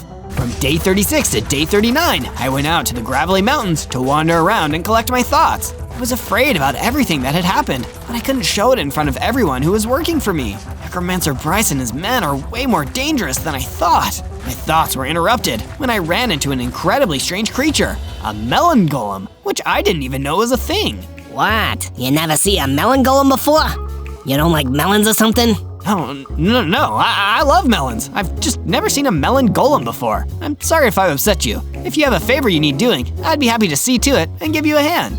Well, now that you mention it, there was an obsidian golem who was giving me some real trouble. Would you mind taking care of him before he hurts me or anyone else? Of course, I'll get right to it. I turned on my invisibility powers and used it to search through the Gravelly Mountains until I discovered the obsidian golem. I used the element of surprise and approached him from behind, attacking him with everything I had. In the end, I managed to defeat him after a tough battle. Then I returned to the melon golem and told him that his bully was gone. Hey, that's great news! I used to be able to trust the other golems, but a lot of them defected to the Necromancer Bryce, because most of them are hardy enough to survive the cold. So some golems are working with the Necromancer now? That's not good news. You point out the obvious a lot, you know. From day 40 to day 43, I returned back to my base, pleasantly surprised by some improvements that Illusioner Alan had made to the base. Zozo, I've made very good friends with the librarian golem. He's a wonderful chap, and we've been doing lots of discussions around the arcane arts. So I installed a sizable collection of bookshelves and couches so he can really enjoy himself here. It's incredibly wholesome that you two have become such good friends. And he's not the only friend I'd like to stay here. I improved the base by adding a barracks, so I could invite more of my Illusioner friends. The more mages we have at the base, the easier it will be to defend you from the Necromancer. That sounds like a good idea to me, Alan. Not long after, a small group of other Illusioners arrived, and I greeted them and escorted them to their rooms. Not long after, the librarian golem approached me with a new quest. Zozo! As you may have heard on the grapevine, or perhaps the melon vine, some golems defected from the overworld and joined up with that dastardly necromancer. Two in particular are the Endstone Golem and the Netherite Golem out in the Great Lake Isles. Perhaps, if you're able to defeat him, it will weaken the necromancer's power in another territory. That's an awesome idea, Librarian Golem. I'll set off immediately. From day 44 to day 49, I set off into the Great Lake Isles to find one of the evil golems that had been working for Necromancer Bryce. I want to reduce the power of the Necromancer's spell in whatever way that I can. I thought I saw the glow of magic from one of the islands and made a stealthy approach. To my surprise, it wasn't an Endstone Golem at all, but Necromancer Bryce himself. He was muttering something, so I got closer to hear what it was. This pathetic world does not deserve mercy. It only deserves cold destruction, and my spell will be that destruction. Soon, the hastening will be upon us. Couldn't let him stand there and say such terrible things. Take that back, you dastardly necromancer! Oh, it's you. You're the ice spider that dares to defy me. It seems my undead have thus far been unable to sacrifice you. Why do you need to sacrifice me so badly anyway? What's in it for you if the entire world is destroyed? Destroying the entire world is a thankless job, but somebody has to do it. Anyway, I've got a brand new caliber of minion now. Prepare to meet my netherite golem. The Necromancer Bryce vanished into a cloud of magical smoke, and in his place, a netherite golem rose to its full towering height. Greetings. I am the Netherite Golem, and I will be sacrificing today. The other golems told me that baddies like you were bad news. Put up your big netherite dukes, and let's have a good clean fight, said the spider to the golem. I ice blasted my opponent and scurried around, avoiding his attacks. I used my invisibility to sneak in close and attack with my iron sword. The netherite golem was very strong, and he managed to hit me a couple times, dealing many hearts of damage. But I had hearts to spare now, and this fight was far from over. From day 50 to day 53, we briefly stopped to talk. You're going to be sacrificed, Ice Spider. I'm going to crack you like ice and then squash you like a spider. Oh yeah? Well, you're a netherite golem, and never mind, I can't think of anything. I fired off a couple of ice blasts, then I used my iron sword to hit the netherite golem. With one more ice blast, I froze the netherite golem and brought the fight to a close with a sword strike. The netherite golem dispersed, leaving behind some mystical diamonds, which were stronger than any material I had gathered thus far. I better hang on to these so I can make a powerful tool out of these diamonds later. With the netherite golem defeated, I felt some of Necromancer Bryce's magic leaving the Great Lake Isles. From day 54 to day 57, I found the other evil golem that had chosen to serve Necromancer Bryce, the Endstone Golem, the exact golem that the library golem had sent me out to fight. This mean Endstone fighting machine was just as tough as the netherite golem I had fought before, so I knew I had to use similar strategies to take it down. Ice Spider Zozo, Golem Slayer! My invisibility proved to be a great way of avoiding attacks, and a mixture of Ice Blast and Iron Sword attacks sealed the deal! Both of the Golem defectors have been defeated now. I can feel the Great Lake Isles are peaceful now. I returned to my base in the glowing ancient forest so that I could tell the tale of my victory to the library golem. Well done, Ice Spider Zozo. Without his golems, Necromancer Bryce has lost a major facet of his evil forces. The destruction of the entire world is that much closer to being avoided. I'm just doing my part to stop the spell. In anticipation of your return, I did some research into the original spellbooks that contain the destruction spell. It says that the ice spider needed for the spell must come from the Ice Spikes biome. Have you ever been there before, Zozo?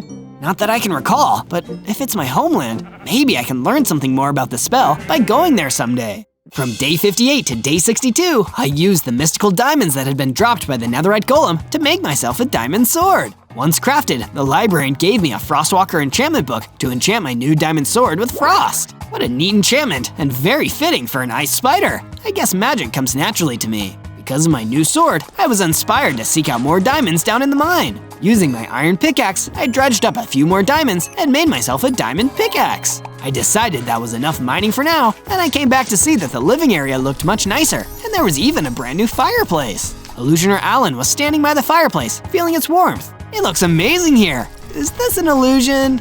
I'm always telling you, Zozo, magic can't do everything. These changes to the base are 100% real. Wow, thanks, Alan. Building this base was such a great idea. I really like living here, so I'm glad I could make it better for everyone. From day 63 to day 66, I was doing some more diamond mining when the gorilla who lives in my base came to visit me. Hey, Zozo! The librarian golem told me that you're originally from the Ice Spikes. I actually know how to get there. You do? Well, that's great. I have been meaning to take a trip out there at some point. I'll give you the directions. Maybe you'll find out if you've got any family out there. Following the gorilla's directions, I made my way to the ice spikes. I didn't see any ice spiders, but maybe I would meet a friendly face if I looked around. But the first face I saw didn't appear to be that friendly. It was a mountaineer with a wicked gleam in his eyes. I'm warning you, buddy. You don't want to mess with this ice spider. I have the home field advantage. I don't want to fight you. This gleam in my eye is the gleam of adventure. I'm Mountaineer Monty, and I'm looking to climb the tallest peak in the Ice Spikes. The tallest peak? I bet I could see everything from up there. Count me in. Perfect! With an ice spider helping me up, I'll be able to get to the top of the tallest peak in no time. From day 67 to day 70, I joined Mountaineer Monty, and we both climbed around on the ice spikes together, searching for the tallest peak. How will we know if the ice spike that we're climbing is the tallest or not, Monty? We won't know until we get to the top. Keep on crawling on these walls, Ice Spider. We went higher and higher until we found a ledge on the side of an even taller peak. Could this be the one? That's when a leap leaf jumped down from the upper ledges and started to attack. I fired an ice blast at the mob, but it dodged away. This leap leaf was faster than I expected, so I'd have to outsmart it. I turned invisible and waited for the leap leaf to land on the ground. I dashed in and hit it with my diamond sword, dealing a bunch of damage. The moment it jumped, I fired an ice blast directly at it, defeating it for good. Mountaineer Monty was impressed with my win. That was great! And also leap leaves only live on the tallest peak, so we must be there. Let's keep on climbing so we can find out. Within a few minutes, we had risen to the top of the entire Ice Spikes biome. This was the most beautiful thing I had ever seen in all my days as an ice spider. Thank you for being here with me. Down below, I saw what looked like the lair of a necromancer, a wicked and terrible base. Necromancer Bryce must be here in the Ice Spikes. Did he find me here?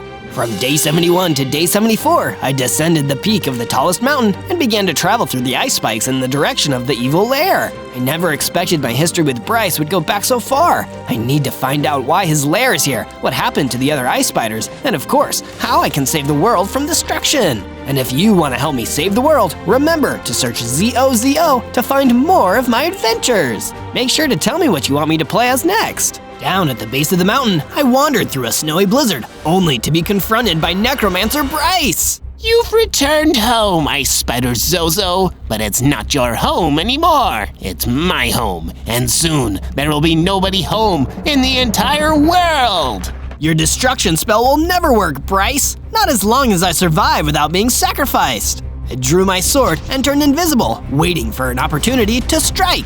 Necromancer Bryce only laughed. He was not threatened by me at all. Foolish Zozo! You don't understand what it means that I am here in the Ice Spikes. It means that I've already sacrificed another ice spider. My spell is secure. I froze in place, not from the cold, but from the shock of what Bryce had said. No, you already sacrificed an ice spider, you evil monster! Bryce turned toward the spell and blasted me with a powerful spell that took off almost all of my heart. He was about to fire off another, so I ran away as fast as I could. From day 75 to day 78, I scurried back to the base and immediately shut myself away in the coldest room of the base. I had failed. The whole point of going to the Ice Spikes was to learn more about my origin. But now, I had learned something that made me feel completely hopeless. The entire world really was going to be destroyed, and there was nothing I could do to stop it. Never say never, Zozo. It was the librarian golem. They had come to visit me in my time of regret. But all of the other ice spiders are gone. Necromancer Bryce sacrificed them. I don't think that's exactly what has happened, Zozo. Bryce was trying to catch you off guard so he could sacrifice you. He still needs you for his place, and when he comes for you, we'll be ready. The librarian golem showed me a watchtower that had been installed on the base. It would be an ideal countermeasure to any intruding undead sent by Bryce. Thanks, library golem. And you're right, the world isn't doomed yet. Later on, I consulted Illusioner Alan to see what magical spells he had been working on during my travels. Zozo, I have used all of my magic to create this Kytha. It is a weapon that will make you unstoppable in battle. Thank you. That's exactly what I need. The moment I took the Kyther, I felt a great surge of power within me. I grew into the ultimate ice spider, the true king of the ice spikes. I had 100 hearts and the ability to warp short distances, combining that ability with my invisibility to really catch enemies off guard. From day 79 to day 84, I made my way back to the ice spikes, trusting that the transformation brought on by Illusioner Allen's spell would give me the ultimate power, and that the library golem wasn't wrong about there being more to learn about my past. In my mighty ice spider form, nothing in the ice spikes could rival my strength. Some specters tried to swoop down and challenge me, but I effortlessly destroyed them with my ice blast. I traveled some more through the cold biome of the ice spikes, eventually finding an Icologer native to this region. Hello there, Icologer. Please, call me Iceologer Ike. It's quite nice to meet a spider of ice. There used to be a lot more of you protecting the ice spikes. So I've heard. That was before the necromancer sacrificed them. Oh, there was no sacrifice. Your ancestors fought against him bravely, down to the last spider. I kept one of their helmets too. You should have it. Ike gave me a diamond helmet, which I proudly equipped. I guess there really was more to the story than I thought. From day 85 to day 89, my base was attacked by the skeleton vanguard. I arrived just in time to fend them off with weapons and ice blasts. Spider of ice, the time has come for sacrifice.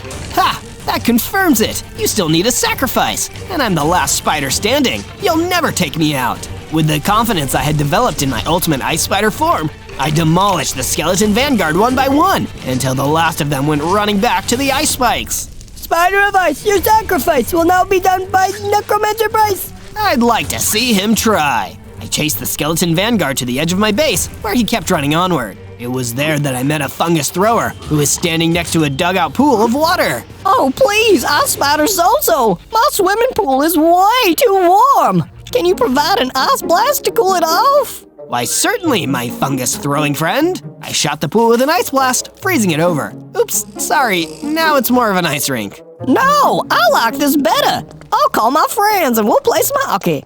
From day 90 to day 94, I followed the skeleton vanguard through the ice spikes all the way to the necropolis where Necromancer Bryce would be waiting for me. Bryce, we need your advice. As the skeleton vanguard approached the necropolis, it was obliterated by an attack from an armored pillager.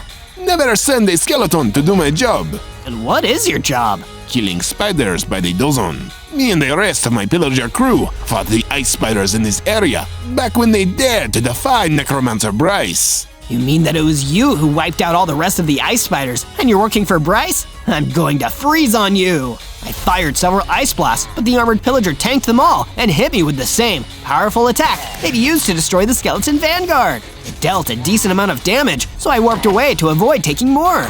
I faced many ice spiders just as big as you. But you've never faced me! Gathering my courage, I warped back and swung my diamond sword into the armored pillager, returning the damage I took and then some. From day 95 to day 97, the armored pillager still wouldn't let up, and I was starting to see that his claims of taking down all the other ice spiders wasn't all talk. My ice blasts weren't very effective, so I mostly relied on my sword strikes to deal damage. My warp and invisibility powers helped me dodge most of the armored pillager's attacks so that I could hold onto my hearts. Why can't you let me crush you like those other worthless ice spiders? It's time you learned that those lives you trampled were never worthless. I warped all around the armored pillager and barraged him with sword attacks until he collapsed at long last. Darn it, you have beaten me. Truth is, you spiders fought very well. I was the only survivor among the pillagers. If you lost everyone too, why are you being such a mean guy about it? We could have talked this out. Necromancer Bryce was going to destroy the world anyway. We thought we had to listen to him, or he'd destroy us first. That Bryce is ruthless beyond anything you've seen. After he hired us pillagers to wipe out the spiders, he had them save one remaining ice spider egg, so that he could use the ice spider that hatched for his destruction spell. That ice spider must have been you.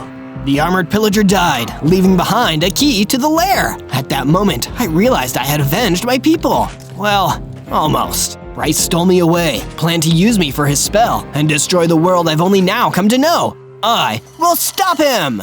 On day 98, I returned to the base to heal my injuries from the battle with the armored pillager. So much had happened since I started my journey, and we were only a couple days from the day that the destruction spell would end the world. But the words that carried me all this way still rang in my ears. As long as I survive, it isn't over.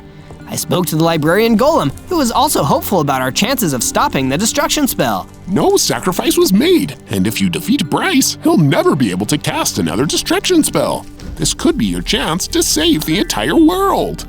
I will do it, for the world and for all the ice spiders that fought bravely against him. I wanted to make sure the powers of my magically induced final form were stable, so I went to Illusioner Alan to confirm. Your magical Kyther seems to be working, Alan. Oh, Zozo, what have I always said? Magic can't do everything. You took that form on your own. My great illusion was convincing you that my weapon was the reason. Wow, I didn't expect that. You truly are a skilled illusioner, Alan. But I didn't leave the base without any new gear. The gorilla made sure I had full diamond armor for the battle with Necromancer Bryce. You're a hero, Ice Spider Zozo. I really wish I could have met more ice spiders. As long as there's a world, there's a way. I'll make sure the world is safe after I stop Bryce. Go get that evil creep. Remember the path I showed you through the Gravelly Mountains. On day 99, I was traveling through the Gravelly Mountains toward the ice spikes on my way to the showdown with Necromancer Bryce. I was intercepted by a whole bunch of skeleton vanguards who seemed really eager to sacrifice me as always. Bryce really rolled out the welcome mat early, huh? Spider of ice, spider of ice. Must we say it thrice? It has to be time for your sacrifice. Even though my strength, my hearts, my gear, and my magic all surpassed theirs, the skeleton vanguards descended on me in great numbers. They're slowing me down. I won't be able to reach Bryce by the day of destruction. I had to retreat as quickly as I could. That's when I ran into the Mountaineer, and he wanted to fight those nasty skeletons for me so I could take down the big boss who started it all. Go on now, Ice Spider. We climbed the tallest peak together. Now face your greatest challenge with pride. On day 100, I used the key to the lair and entered the inner sanctum of Necromancer Bryce. The day of destruction is at hand, and here you are, allowing yourself to be sacrificed. There will be no sacrifice and no destruction. We traded a series of blasts, his Necromancy Blast and my Ice Blast. We each took a bit of damage, then I turned invisible. You crushed my people, but I'm taking back the Ice Spikes and the entire world from your evil. You would fight to protect a world that took away your family? The world didn't do that, Necromancer Bryce. That was you! I reappeared and attacked his blind spot with my diamond sword. He began charging up his most powerful spell yet. It was the same spell he almost defeated me with the last time we fought. Necromancer Bryce let the spell of doom fly at me. I waited until the very last second, then I used my warp ability to move out of the way and appear right behind him. You missed me, and now it's over for you. I swung my diamond sword repeatedly with all my might, destroying the Necromancer before he could destroy anything else. This world would live on, and so would I. On day 1, I spawned into the Red Desert as Diamond Venom, the symbiote with major swag. Whoa, and I've started with 20 hearts? That must be because of my diamond hard skin. Even though I'm a baby Venom, I'm one tough baby. But I didn't get to enjoy all this for long. Before I knew it, a bunch of heavily armored royal guards were running towards me. Yeah, he looks like one of the escapees. We need to get him back into containment before Agent Horace finds out he's here. Escapees? But I didn't escape. I'm Zozo, and I just spawned here. Oh, we've heard that one before, bub. Come with us, you sparkly symbiote. We'll be forced to use extreme, force. I really didn't want to get into a fight straight away, especially over a misunderstanding, so I ran as fast as my little diamond venom legs would carry me. Uh-oh, it looks like I might not be fast enough. As I was running, I suddenly noticed that more royal guards had me backed up into a corner. Symbiotes are powerful, but as just a baby and without any weapons, there was no way I could take all these guys on. Can't we just talk this out? I promise I won't misbehave. I think this is a huge misunderstanding. Don't worry, kid. We'll talk it out when we have you back in containment. Come along now. We don't want to hurt you if we don't have to. And with that, the gang of royal guards led me off to who knows where. This isn't turning out to be a very successful first day. On day 2, the royal guards escorted me into what looked like a kind of small secret research lab in the middle of the desert. Welcome to Area 52, son. This is where we keep all the secret things for research and testing, and that includes you. But I don't even know what you guys think I did. That's for us to know, and you to probably never find out. Now get in this cell over here. We'll check your paperwork and deal with you later. They made me go into a cell where a huge, kind of intimidating redstone golem was waiting for me. Oh, shiny. What are you in for, Mac? Honestly, I don't even know. I feel like the right to a fair trial should have been given to us. They can't just lock us away like this. You're here to that, buddy. I'm Robbie. Robbie the Redstone Golem. You? I'm Zozo, and don't worry, Robbie. I'm gonna bust both of us out of here. But how? You see, one of the powers of the symbiote is super strength. Watch! With my powerful diamond fists, I busted down the wall of the cell leading to the outside. And before any of the royal guards could even notice, Robbie and I escaped out into the desert. That was amazing, Zozo. We should probably go our separate ways now, so that those goons can't catch us, but I hope we run into each other again. Same here, Robbie. Happy travels. And with that, we both ran off in different directions. On day 3, I ran further into the desert, trying to put as much distance between myself and Area 52 as possible. I never want to have to go back there, if I can avoid it. But as I was running away, my diamond venom stomach started to rumble. Oh no, this isn't good. Symbiotes are meat eaters, so I need to get my hands on some good protein as soon as possible. Lucky for me, there were some desert chickens waiting around, and they just looked too delicious for me to resist. I attacked them until I was left with some yummy raw chicken on my hands, which I ate with gusto. That's finger-licking good. My hunger sated, I kept on walking until I ran into another lone figure in the desert. It was a warden. Hello there, Zozo. Wait, how do you know my name? I know a lot of things. Perks of the job. I'm Agent Warden. Nice to meet you. Agent? Oh no, you're with Area 52. You're gonna try to capture me. I used to be with them, but now I've gone rogue. Believe me, Zozo, we're on the same team. Come with me. I'll tell you everything you want to know. That was an offer too good to refuse, so I followed Agent Warden through the desert. From day 4 to day 5, we arrived in an isolated base in the middle of the Black Forest, so deep and dark that nobody would ever find it unless they knew what they were looking for. Welcome to my secret base, Zozo. And I do mean secret. If you tell anyone about this, I'll be forced to destroy you. Noted. Jeez, this guy is intense. I heard that. No, you didn't. When we were inside, Agent Warden started telling me the whole horrible truth about what people were up to at Area 52. You were lucky to escape with your life, Zozo. They're monstrous people. They capture and experiment on everyone who's different, trying to take their special powers and use them for their own gain. I used to be part of their whole organization until I decided enough was enough. I needed to take them down, and over the next 100 days, you can help me take them down. After what they did to me and Robbie, I'm happy to lend a hand in taking these bad guys down. That's the spirit. But we can't be seen together, Zozo. If we are, there's too much of a risk we'll both get taken out. Take this stone sword, axe, and stone pickaxe. Go make your own secret base. We'll talk again soon. My instructions were clear. I took the sword, axe, and pickaxe and left, going deep into the Black Forest. I cut down some trees to make a clearing and mined some stone. Then I started building myself a basic base to spend the night, adding a nice furnished room and a bed to make myself feel safe from the mobs at night. I stood back to appreciate my small and proud base, and I was really pleased with my work. But then, I heard some royal guards coming towards the forest. There's that diamond venom! Get him! Stay away from my base, guys, or you're gonna find out that I'm really a lethal protector.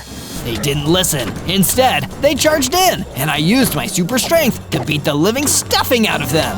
That's what you get for messing with the diamond symbiote. And giving those royal guards a beatdown also gave me enough XP to level up, becoming bigger, stronger, and amazingly, having 50 hearts. And it looks like I can use my super strong symbiote arms to climb walls. I climbed the walls of my little base and sat on the roof, admiring the beautiful scenery of the Black Forest. From day 6 to day 8, I continued working on my base, adding some couches and bookshelves to my living area. When I took a break, none other than Robbie the Redstone Golem came walking through the forest, right next to my base. I was happy to see him again. Robbie, I'm so happy to see you again. How are things going with you?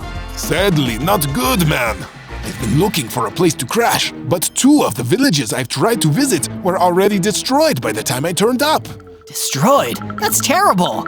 You said it, man. Something awful is going on out here. You need to stay safe. I'm gonna keep moving, and you should keep your eyes peeled. Stay safe out there, Robbie. Robbie left, and I was feeling more confused and afraid than ever. I needed to go and speak to Agent Warden as soon as possible. I ran to a secret base and told him everything that Robbie had told me.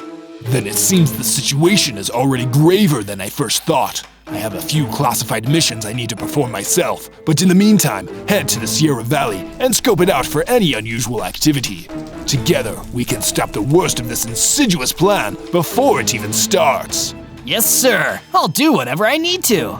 That's a great attitude, Zozo. Do everything I say, and you'll go far.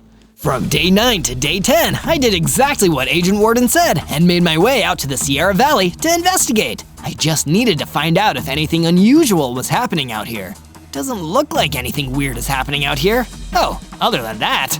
As it turned out, I hadn't noticed the huge armored piglin running towards me. Yeah, that's certainly pretty unusual. I began to battle the zombified armored piglin, but he was way tougher than the royal guards. Even with all my hearts and my diamond hard skin, he still had me on the ropes. Until suddenly, an armored pillager ran in and shot the zombified armored piglin with a bow and arrow. The second the arrow hit the creature, it seemingly got a lot weaker, and one more strike from my stone sword was enough to defeat it. That was awesome! You really saved my life there. Thank you, armored pillager. Don't mention it. I've never seen anyone like you. You really can fight. I've got a gang of sellswords who operate out here in the valley. We could use someone like you if you wanted to sign up. It'd be good work and good pay. It definitely sounds tempting, but I can't right now. I'm sorry. I'm on an incredibly important mission from Agent Warden. Who? It doesn't surprise me that you haven't heard of him. He's incredibly secretive. But I'll let him know we had this talk. Thank you again for the help. From day 11 to day 12, I returned to Agent Warden's secret base and told him all about what happened in the Sierra Valley with the piglin and the armored pillager who saved my life. But by the end of the story, Agent Warden didn't seem happy with me. You even told him my name? You can't do that, Zozo. I thought I told you my mission was top secret. Can you not even follow the most basic of instructions? I'm so sorry, Agent Warden. I didn't know it would upset you so much. I promise I won't tell anyone else your name. I'll keep your missions top secret. Good. That's more like it.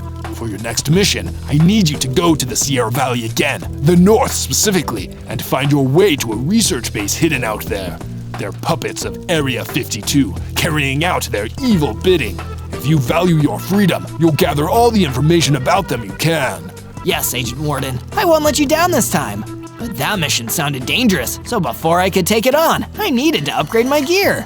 That's why I ventured down into an abandoned mine in the Black Forest to collect some iron.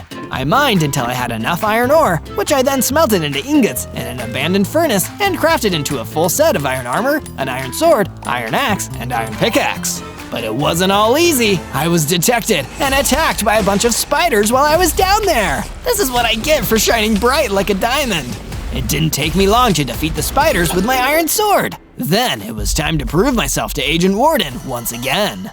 From day 13 to day 15, I ventured out through the Sierra Valley until I found what looked like a small research base. It was crawling with scientists. Guess it's time to play detective and ask some tough questions. I snuck in and found one of the researchers alone. I cornered him and used my intimidating diamond venom look to get his undivided attention. Listen here, you're gonna tell me everything you know about your bosses at Area 52, or else! What? Area 52 aren't our bosses. Liar! I have it on good authority that you do all their evil bidding, so you better start telling the truth. I am telling the truth. The only time we ever collaborated was on the Warden project. Wait, the what project? I've told you too much already. Just please leave me alone. Yes, I will. I'm so sorry for bothering you. I left the research base and started heading across the Sierra Valley. Something about all of this was terribly wrong, and I needed to get some answers from Agent Warden immediately. From day 16 to day 19, I made my way through the Black Forest back to Agent Warden's secret base as quickly as possible. But on the way, I ran into Robbie the Redstone Golem again. Robbie, what's wrong this time? Zozo, I found out some terrifying news, and I needed to tell you as soon as possible. The one who's been destroying whole villages is some kind of genetically enhanced warden, and he lives in this forest. Genetically enhanced warden? Oh no, oh no, no, no! I've had this all wrong! I need to get back to that research base and warn them! But by the time I'd crossed the Sierra Valley and reached the research base, it was already too late. The research base was in ruins, and who else was standing in the rubble but Agent Warden? I decided to rush in and confront him. Agent Warden, how could you? Why are you doing this? These people aren't under the orders of Area 52 at all! Oh, Zozo, as naive and small-minded as ever. You really are a diamond venom in the rough, aren't you? I don't know the full extent of your evil plan, but one thing I do know is that I'm not going to be a part of it, whatever awful thing you want to do! Be careful, Zozo. If you're not with me, you're against me. Then I guess I'm against you. You're about to find out just how strong a diamond venom really is.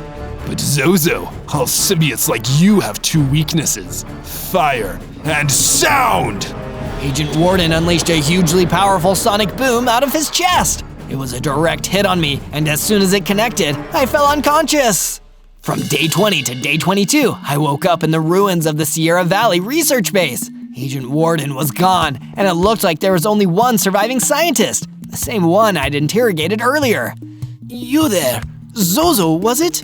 I'm Dr. Hardy. I saw that you tried to defend us against that terrible monster, and even though the destruction he caused was awful, it means a lot to know you're on our side. I'm still so sorry I couldn't help more, Dr. Hardy. I have no idea why Agent Warden just turned like that, but I have a feeling that if we work together, we can find out why.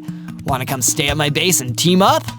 That sounds like an excellent idea, Zozo. I want to get back against this monster any way I can. Dr. Hardy and I returned to my base, and I began working on a new room for him. It had an area for him to sleep, and an area for him to conduct any scientific experiments he needed to. Thank you, Zozo. This will do nicely. From day 23 to day 26, I made a trek back to the Red Desert, where I originally spawned, to see if I missed anything. If I was wrong about Agent Warden, I've got to make sure I pay more attention to things from now on. I carefully looked around and noticed there was an iceologer in trouble. Someone, please! I need a protector! An armored skeleton was running them down, and it seemed like it would catch them soon. I had to do something.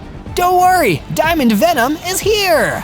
I jumped into the path of the armored skeleton and hit him with my iron sword. It got his attention, but he wasn't looking that damaged from the attack.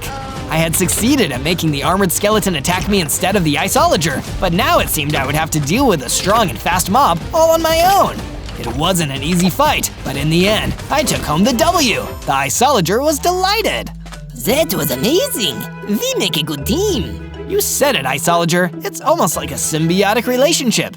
Like a symbiote. Defeating the armored skeleton to save that iceologer had reminded me of my true strength and caused my powers to evolve.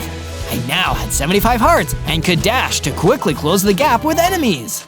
From day 27 to day 31, I was still in the Red Desert when I came across a herd of sheep. They were looking for grass to eat, but couldn't find any. I guess they must have been lost.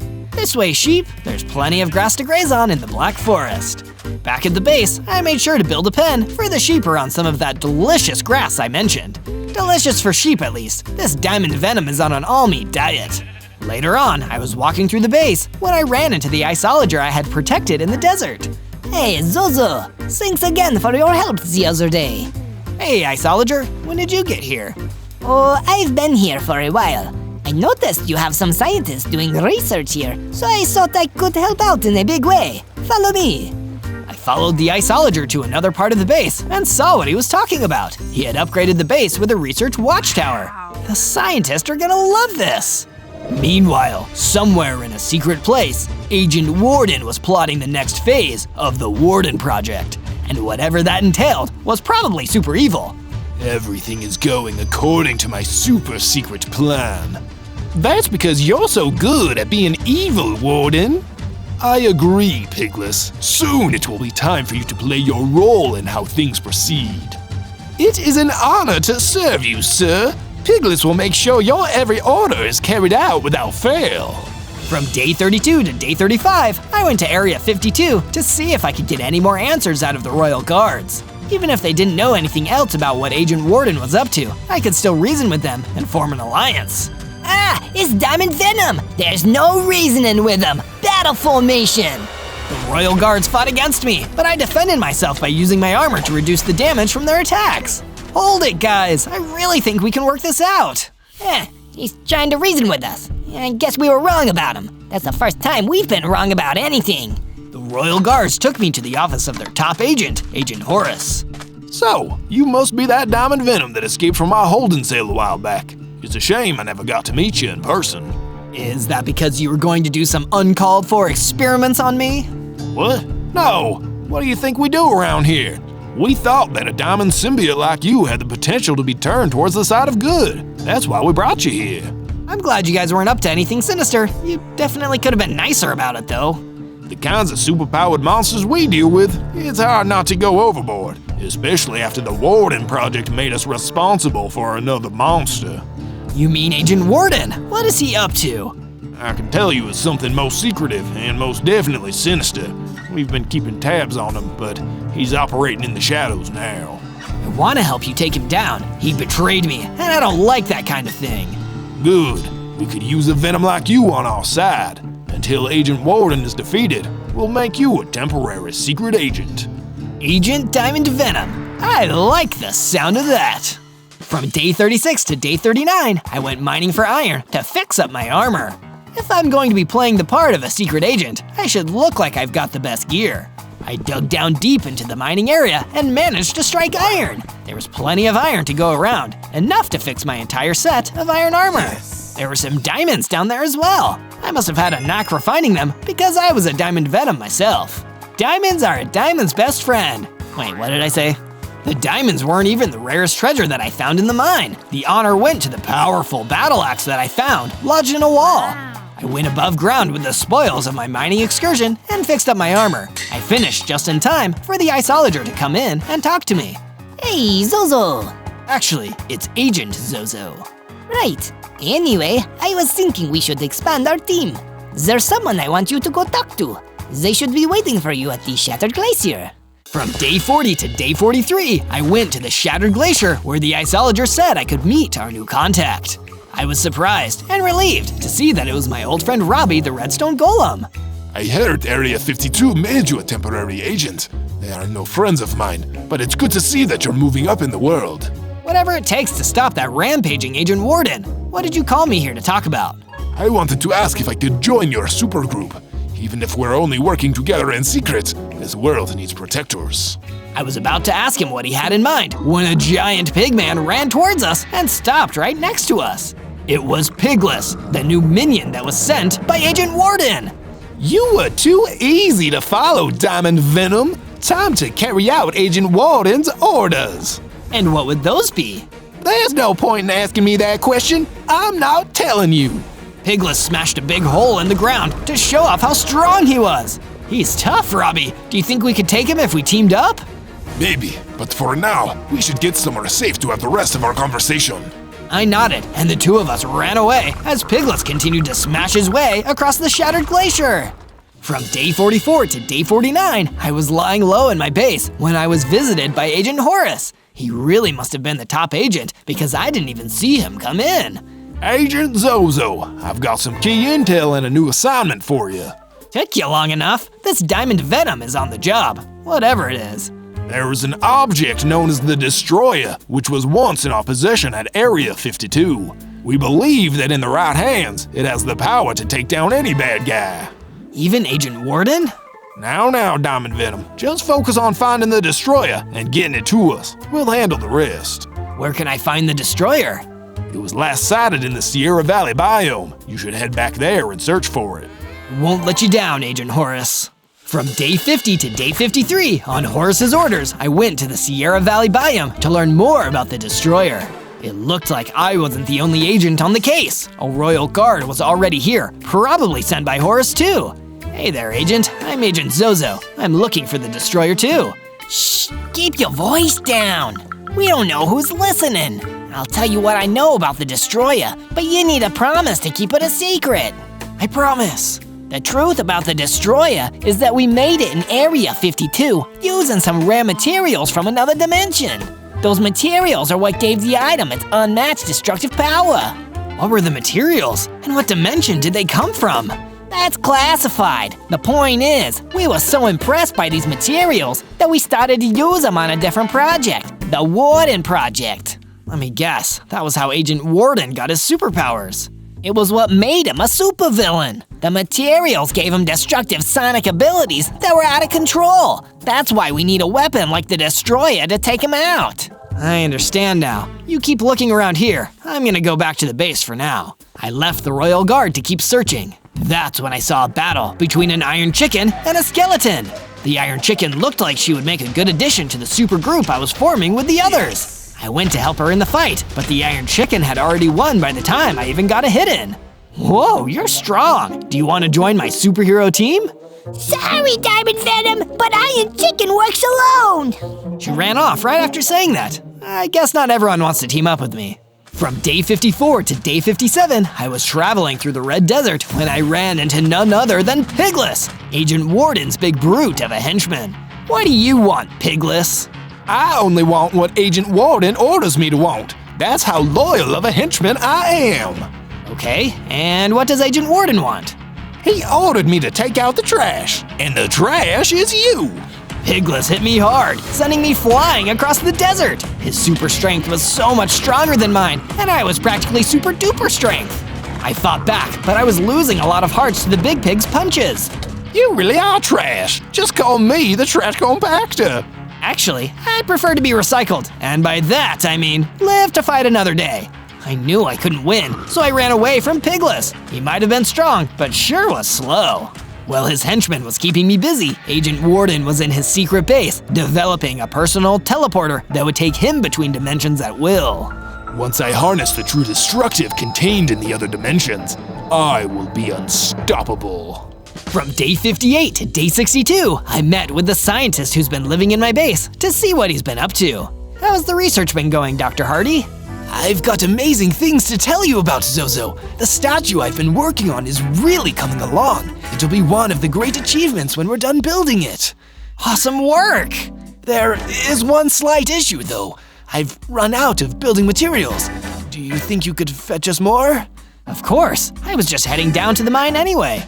I returned to where I had been mining before and dug further into the area with the diamonds. I was determined to get even more of them so I could get a complete set of diamond gear to match my diamond body. I also made sure to get more stone and iron while I was there so the scientists could continue work on the statue. Once I had enough of everything, I left the mine and gave the scientists what they had been looking for. Then I went to the crafting table and made myself a diamond sword, diamond boots, and a diamond helmet. Diamond Venom is more diamond than ever! From day 63 to day 66, I received another visit from Agent Horus. He must really want me to find that destroyer. I looked around like you told me to, but I haven't found it anywhere. That's all right, Agent Zozo. The Royal Guards and I have done that part of the job ourselves. We have reason to believe that the destroyer somehow crossed dimensions back to where it originally came from. The destroyer is in another dimension? Yes, in another world known as the End. How can I get there from here? Take a look at this portal we installed in your base. Agent Horus led me to an incomplete end portal, which at the moment wasn't working. I wonder where they even got this portal, but I didn't want to question Agent Horus. What do I have to do in order to reactivate the end portal? No idea. We've never gotten any farther than this, but if it does activate, you should let us know post-haste. From day 67 to day 70, I kept an eye on the end portal that Area 52 had installed in my base. There were no signs of activity, and I wondered if I would ever get the chance to get the destroyer. I was relieved of this duty when Robbie the Redstone Golem showed up again. Hey Robbie, what are you up to? We've got ourselves a new objective, Zozo. There's some trouble down at the Shattered Glacier, and we should go help out. What's the problem? One dangerous mob called the Skeleton Jackal might be a new supervillain. Leave it to me, Robbie. I arrived at the Shattered Glacier and saw exactly what Robbie was talking about. The Skeleton Jackal had claimed the Shattered Glacier as his own territory. Diamond Venom, you're too late. I, the Skeleton Jackal, will soon be the most powerful new villain out there. Sorry, but I already have an arch nemesis, and he's not you. I'll make you take me seriously. The Skeleton Jackal attacked me with his claws, but I fought back with my trusty battle axe. We were evenly matched in damage, but my diamond armor and diamond skin made my defenses that much stronger. You might be durable diamond venom, but this fight isn't over by a long shot. Stop this! We don't have to fight! What if instead of a villain, you decided to be an anti-hero? You can still be scary, but you also get to do the right thing. Anti-hero, huh? I guess I could give it a try. Wow, it worked! Welcome to the team, Skeleton Jackal. From day 71 to day 74, my base was under attack by Pigless, who was using his brute force to smash giant holes into the surrounding terrain. Piggy power! Stop it, Pigless! I used my dash ability and started swinging my battle axe at Pigless, inflicting damage on him. Ouch! That axe hurts! Can I have it? Pigless punched me, causing me to drop the battle axe. He picked it up himself and started swinging it at me. I equipped my diamond sword and continued to fight, but Pigless was even more deadly with the battle axe in his hand. Give that back, it's not yours. It is now. Eat this! Pigless wound up a big punch and sent me careening straight into a hill and caused me to get heavily dazed. When I got back up, he was already gone. It was no use trying to get my battle axe back now. It looked like my base was totally wrecked too. Pigless! I was really sad, so I went to the river to be alone for a bit. After a while, ICE came by to cheer me up. Hey, Zozo, I know you're feeling down about losing your weapon, but I've rebuilt the base and added a perimeter wall to keep out future attacks. You're the best, ICE. I'm glad you're part of my supergroup. Meanwhile, back at Agent Warden's base, my arch nemesis had gained the powers of the interdimensional energies he was attempting to harness. Area 52 thought I was a mistake and tried to destroy me. Their real mistake was not going further with their experiments. From day 75 to day 78, Agent Horus came to check on the base and give me a brand new weapon to replace my battle axe, the Javelin. We heard what happened with Pigless. It sounds like you've really gotten on Agent Warden's bad side. That Pigless is a real menace. He's going down, just like Agent Warden. You're in luck. We've got the location of Agent Warden's secret base. We figured we'd send you over there to do some real damage. I'll do more than that. This might just be business for Area 52, but it's always personal for me. I took the Javelin and set off through the Black Forest toward Agent Warden's secret base. If Pigless was there, I'd be sure to get my revenge from last time. From day 79 to day 84, I was sneaking around the outside of Agent Warden's secret base, and sure enough, I found exactly who I was looking for, Pigless. Agent Zozo! Looks like recycling day came early. I'll break you down like a cardboard box. You're the one who's gonna be broken, Pigless. I threw my javelin at Pigless, catching him off guard, and then I used the opportunity to hit him a bunch of times with my diamond sword. Not bad. I didn't expect that new weapon. But did you really forget your old weapon so soon? No, please, Pigless, anything but battle axe! Pigless swung the battle axe that he stole from me, taking off a ton of hearts. He was wielding the weapon as if it was meant for him. Once again, my diamond sword couldn't stand up to him, especially since my super strength was weaker than his. I really like being a henchman, you know. When I secretly get rid of someone, Agent Warden rewards me with treasure. I wonder how rich I'll be after I deal with you. Oh no, am I going to lose?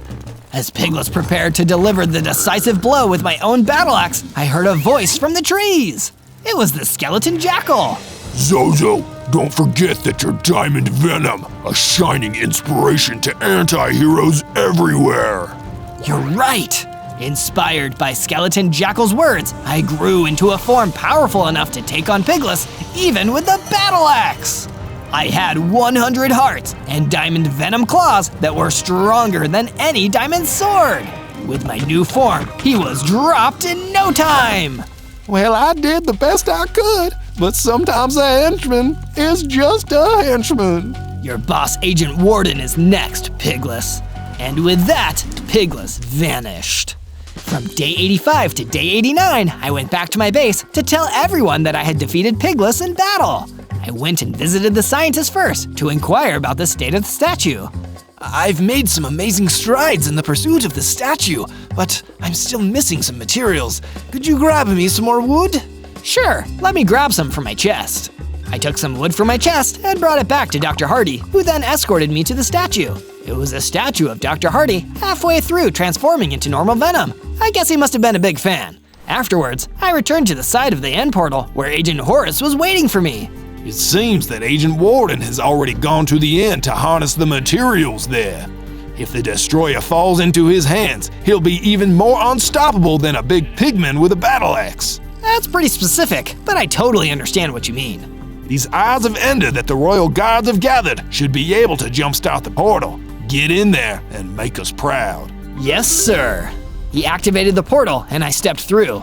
Suddenly, I found myself in the Nightshade Forest. This must be the main biome of the dimension known as the End. This is feeling strangely familiar again. Not too far away, I saw the destroyer lying on the ground. I didn't have time to go and grab it. An Enderman appeared out of the trees and started to attack me. Ugh, I guess I've got to deal with the mob first. I used my diamond sword combined with my claw attacks to make the Enderman back off and run away. With the mob gone, I picked up the destroyer and headed back towards the portal. From day 90 to day 94, I heard someone sneaking up behind me. It was Agent Warden. Welcome home, Diamond in the Rough. This isn't my home. Home is on the other side of this portal, and I intend on going back. After I defeat you, that is. You won't defeat me, Agent Zozo. You're just like me. The diamond symbiote that grants you all of your powers is from the End. That's why this place is your home. I'm from the End? Yes, and that's why I want you on my side. I need someone to help me reap the rewards that exist in this world. The materials that gave me powers could make an army of Sonic warriors. I'm not joining you. Area 52 trusted me to take you down, and that's what I'll do. You're making a mistake. Agent Horace and the others are weak, and that's why they capture and create super beings to fight their battles. I think we should choose our own battles, don't you? I actually agree. That's why I'm choosing my battle to be me versus you. I threw my javelin, but Agent Warden took it like it was nothing and bombarded me with a sonic blast. Even though I'd gotten stronger, sonic attacks were still my weakness. His powers had increased so much that I was powerless against him. Agent Warden hit me with a few melee attacks before knocking me out and stealing the destroyer. I'll be having that. See you on the other side, Diamond in the Rough. He ran off through my end portal. From day 95 to day 97, I was able to muster enough strength to crawl my way to the portal. There's no time to lose. I have to warn Agent Horace. And with that, I crawled into the portal. When I got to the secret research lab of Area 52, I found that all of the Royal Guards had been wiped out by Agent Warden in a destruction spree. This was definitely the destroyer's handiwork. I kept searching around until I stumbled upon Agent Horace. He was the last one alive and was hanging on by a thread. You sure kept us waiting, huh? Agent Horace, I'm sorry. I couldn't stop him. He used my weakness against me. No, Agent Zozo, I'm sorry. It was our foolishness and greed that led to Agent Warden's rise to power. If only we had been more careful and not tried to turn what we didn't understand into weapons. You couldn't have known he'd go this evil. It's all right. Area 52 will be no more after I'm gone. I need you to clean up our last mess, Diamond Venom. Make sure you stop him. Horace died, trying to harness the forces beyond his control. Now Agent Warden was trying to do the same thing. I'd make sure it didn't end well for him either. On day 98, I found my base had been destroyed in another one of Agent Warden's evil rampages. The scientist, Isologer, and Skeleton Jackal were all destroyed too. Every member of my team, gone. This is unforgivable. I knew Agent Warden was my arch nemesis, but I never thought he'd go this far. I stood there in total shock for a long time until I heard some familiar heavy footsteps. Robbie. Agent Zozo! No, just Zozo. I'm sorry that I couldn't protect the rest of the team. He was too strong. Don't beat yourself up about it, Robbie. I feel a bit better knowing that at least my very first friend is still here with me. You know what? I feel the same way. You're alive, and I'm alive. We've gotta do something to make that count. I'll tell you what we'll do. We're gonna take back the destroyer, and then we're gonna give Agent Warden payback for everything he's done! Now that's the symbiote I know. Let's rock! On day 99, Robbie and I closed in on Agent Warden's secret base, which hadn't changed location since the time I fought Pigless there. I'll lure Agent Warden out with a distraction, then you surprise attack him and steal the destroyer. Sounds good. Be careful, Robbie. I went to hide behind a tree as Robbie stepped out and waved his arms. Hey Warden, look at me! I'm so destroyable! Haha, come destroy me! Sure enough, Agent Warden stepped out of the base with the destroyer in his hands. He started moving towards Robbie. Now is my chance! I used my dash ability to rush at Agent Warden. Just as planned, I was able to grab the destroyer and run away. Robbie turned and ran away too. Haha, I'm not destroyed! Better luck next time! When we got back to the base, I immediately took a closer look at the destroyer. It was definitely made with the same materials that made Agent Warden's sonic blast so strong. It was also from the end, like my symbiote. Maybe if I… Well, here goes nothing! I absorbed the material in the destroyer using my symbiote, and I could feel that it was enhancing my diamond skin to a whole new level of durability. It worked! Now my souped up diamond skin will be able to resist his sonic attacks. On day 100, I returned to Agent Warden's secret base for our final showdown. I of course brought Robbie with me. We entered his base and went downstairs. This time, Agent Warden was already waiting for us in his underground lair. This stops here, Agent Warden. You're not destroying anything else in your quest for mad science. When will you learn, symbiote? My sonic attacks will render you immobile once again! He fired a sonic blast at me, but I didn't even flinch this time. Because despite its name, the destroyer had made me indestructible. How did you do that? I knew your weakness! It's like you always said, I am a diamond in the rough, and now this diamond is gonna rough you up. I called forth the destroyer from within my symbiote and attacked using it. The shockwave smashed the surrounding area and did serious damage to Agent Warden. He's weak. My turn.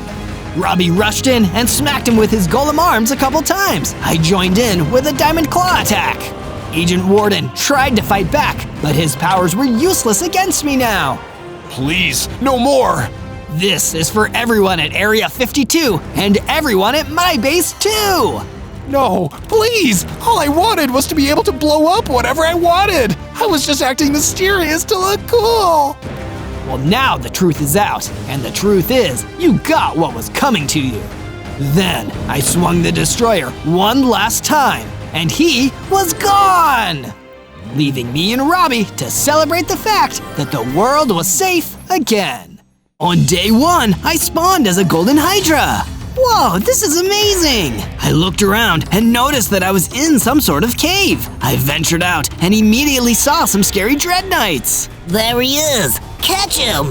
No thanks! I scurried away, the men following after me. You come back here! They started shooting darts at me. Ah! One dart hit me and I lost some hearts. Wait, I only have 5 hearts? This is insane! I hurried and tried to get away, but the men were too fast. They surrounded me as I felt my eyes start to close. Perfect. Everything is coming together. And with that, I passed out. On day 2, I woke up in a cage. Oh, where am I? I looked around and noticed that there were more cages around me, but most of them were empty. I almost didn't notice the frog sitting in the cage nearby. He blended in with the floor really well. I was waiting for you to wake up. Come on, we gotta get out of here. But how? Even if we can get out of the cages, I don't know how to get out of the prison. I know a way out, but you need to be the one to unlock the door. I looked closer and examined the gate. I began to hit it with my heads, but that started to make me feel dizzy. The frog laughed at me. Oh, no, use your fire spit. Fire spit? I did what the frog said, and I spit at the lock. But it wasn't fire, it was golden little orbs. I left the cage and started firing away at the frog's cage until it opened too. Thanks. Don't mention it. I'm Zozo, by the way. I'm Freddy. Freddy and I made our way over to the exit and broke through the door, up the stairs. We were home free. On day 3, Freddy and I hurried as fast as we could away from the underground prison. While we were running, I spotted some pigs and chickens and hurried to gather their meat before they could scamper away. I gathered up their meat and shared some with Freddy. We both chowed down. Thanks, Zozo. And I gotta say, that prison break was amazing. I didn't know you could spit gold. Neither did I. In fact, I didn't know much about anything, except that some evil guys were after me. Freddy and I agreed to go our separate ways.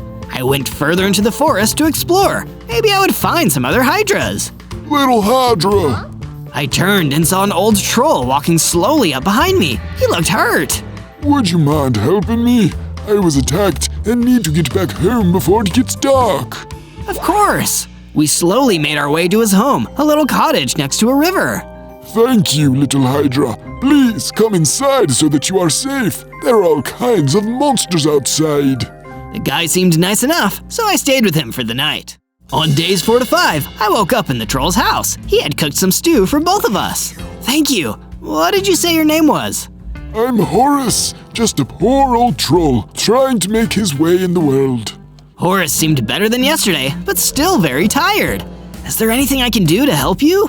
Actually, I'm more concerned for your safety. You are the Golden Hydra after all. The Golden Hydra? A prophecy was given many years ago by a great seer. She said that a Golden Hydra would be born, and it would be his destiny to either save or destroy the land. Is that me? I believe it is. What should I do? Build yourself a safe house, gather materials, strengthen yourself as much as you can. You need to be at your best. Horace gave me some stone tools and a full stack of oak planks.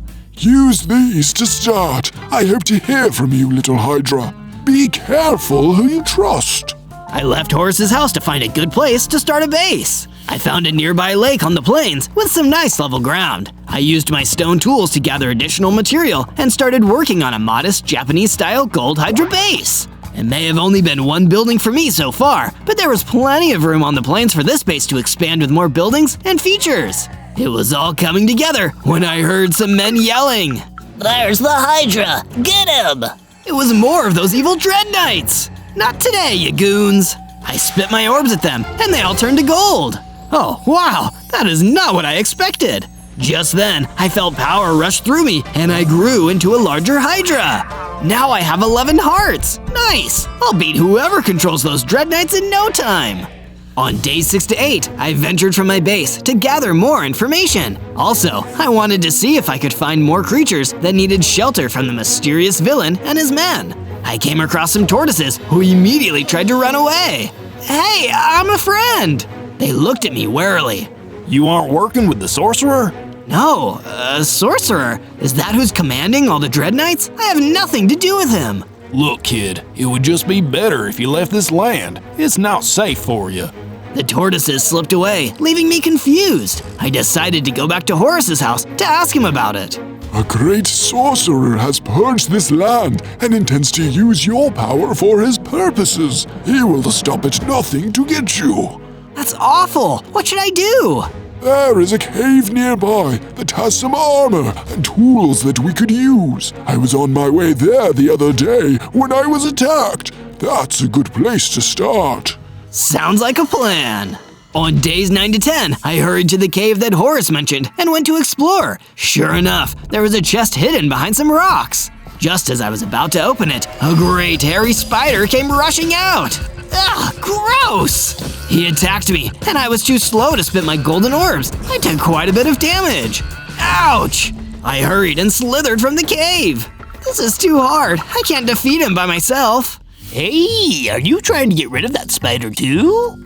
A wolf came out from behind a tree. Yeah, I am. Why do you want him gone? He took some of my armor. I'm trying to keep myself safe from the sorcerer's goons. Me too. Maybe we can work together. We came up with a plan and went back down to the spider's lair. The wolf distracted him, and I shot my golden orbs at him. He turned immediately into a gold statue. Wow! We gathered the materials in the chest, and I gave the wolf the reptile armor. Be careful out there. Zozo. Zozo. I'm Lex. Thanks, Lex. Take care of yourself. On days 11 to 12, I returned to Horace. At first, he was happy, but when I told him that I'd given Lex the armor from the chest, he got really mad. The other animals don't matter, little Hydra. What matters is that you're strong. He was acting really weird, but I couldn't blame him. He was probably scared of the sorcerer and just wanted us to be safe. You've done well, but this isn't enough. Now you must travel to the Black Forest and gather more strength potions left there by wizards of yore. This is important, little Hydra. Don't trust anyone besides me. Defeat anyone who stands in your way. I left the house, wondering why Horace didn't want me to trust anyone else. He was probably just paranoid. As I made my way to the Black Forest, I saw some more of the sorcerer's goons traveling along the river. I tried to be quiet and slither away, but they spotted me. It's the Hydra! Grab him!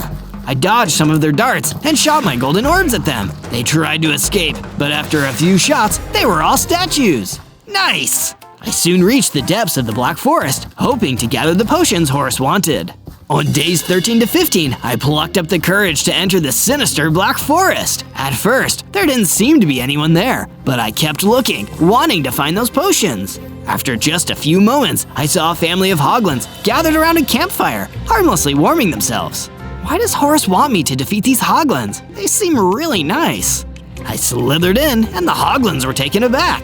I don't mean you any harm, I'm just curious if you have any armor. The hoglins were cautious, but one answered me. Are you going to try to steal it from us like the others? Others? What others? Sorcerer's men. They have tried to steal it before. They want all the armor taken away from the creatures in the land, so they can't fight the sorcerer. What? That didn't seem right. I needed to talk to Horace about this. On days 16 to 19, I traveled back to Horace's house. I arrived, and he seemed happy to see me. But when I told him I couldn't get the strength potions from the Black Forest, he immediately turned angry. Don't you know what's at stake? You needed to get those potions. You need to get stronger. Why is it so important that I'm stronger? You are not fulfilling my expectations. I need to think this through. He told me to leave. I did, more confused than before. When I arrived back at my base, Freddy Frog was there. Hey, buddy, it's been a while. Zozo, I'm so glad you're okay. I heard that you met the sorcerer. How did you survive? What do you mean? I haven't met him. All the creatures have seen him hiding out in the woods. He's disguised as a simple old troll. Wait, was he talking about Horace? I heard he's planning an attack with his goons today. He's going to the village in the plains. I had to see for myself if this was true. It couldn't be Horace, could it? I went with Freddy to the village in the plains like he said. When we got there, I saw the goons being led by a very recognizable troll. I looked closer and realized it was Horace. You manipulated me. Horace turned toward me. Oh, Zozo, you gullible little Hydra. You are too quick to trust, but you've been a hindrance. Time for a change of plans. You had no right to do that to me, and you have no right to steal from innocent creatures and people. I charged at him, spewing golden orbs. He easily outmaneuvered them, and with his powerful swing, threw me back into a building. Before I knew it, I blacked out. On days 20 to 22, I woke up with Freddy looking down at me. Oh, good. You're awake. You need to help the villagers. I got up and followed Freddy to the village. Some of the buildings were on fire. Everyone, move away from the buildings! I hurried and spewed my orbs at them, extinguishing the fires. It was definitely not what the villagers were expecting. Whoa, this is amazing! How can we repay you? It might not be safe here anymore. You can all live at my base with me. I have lots of room. The villagers talked amongst themselves for a little while, then readily agreed. We made our way to my base and then gathered some needed supplies for the new houses. It was hard work, but in no time, everyone had a house of their own. Thank you, Zozo. These look amazing. On days 23 to 26, I went back to the cave where I originally spawned. It must have been important, so I figured that I should investigate. I entered the cave and it seemed very normal. I was hoping to find some sort of clue as to who my parents were. It had been a crazy couple of days, and even though I had friends, I wondered if I had family. All of a sudden, I heard a noise coming from deeper in the cave. I explored further and saw another Hydra, but she was being attacked by a group of skeletons. Get away from her! I slithered down and started shooting the skeletons. Within just a few moments, those bags of bones were gone. I turned to the Hydra, but then I felt a power surge through me. I grew, and then I leveled up into an adult Hydra. I now have 18 hearts. I let out a large breath of golden fire. Zozo? The Hydra looked scared of me. No need to be scared. Who are you? I'm your mother. My mother? I'm so glad I found you. Where did you go? I laid an egg and went to find some food, but when I came back, you were gone. I was so worried about you. How about you come live with me? I have a base and it'll be much safer than this cave. She happily agreed, and we made our way in that direction. On days 27 to 31, as my mother and I left the cave, we happened upon Freddy again. Hey, Zozo, do you think you could help my family? He directed me toward a small alcove nearby that had been broken apart. What happened? The sorcerer's goons tried to break our alcove after we refused to leave. We managed to escape before anyone was hurt, but we don't have a home now. The frogs looked very sad, so I offered to build them a new home on my base. Really? That would be great. Thank you so much. With the frogs and my mother in tow, we continued on our way to my base. Once we arrived, we got straight to work, building a pond for the frogs and placing down a bed for my mother. I also noticed that the villagers had planted crops and gathered some animals. They even made a nice path connecting all the buildings. Thanks, guys. You've done some great work here. It was all starting to come together. I will get that golden Hydra if it's the last thing I do. He is the key to all of my plans. What would you like me to do, Master? I want you to follow him. Make sure he is met with challenges. He needs to reach maximum strength by the full moon. It's vital that you do this. Yes, Master. On days 32 to 35, I wanted to return to the underground prison where Freddy and I were held. If Horace wanted to befriend me, why did he capture me in the first place? That's a good question. Maybe there are some answers at the prison. I asked Freddy if he wanted to come with me, and he readily agreed. We made our way down the tower where we had escaped and noticed that there were iron golems standing around this time. That's new, and they don't look like they work for Horace. I wasn't expecting you to come back here. I flipped around to see one of the iron golems standing right behind me. Are you one of the guards?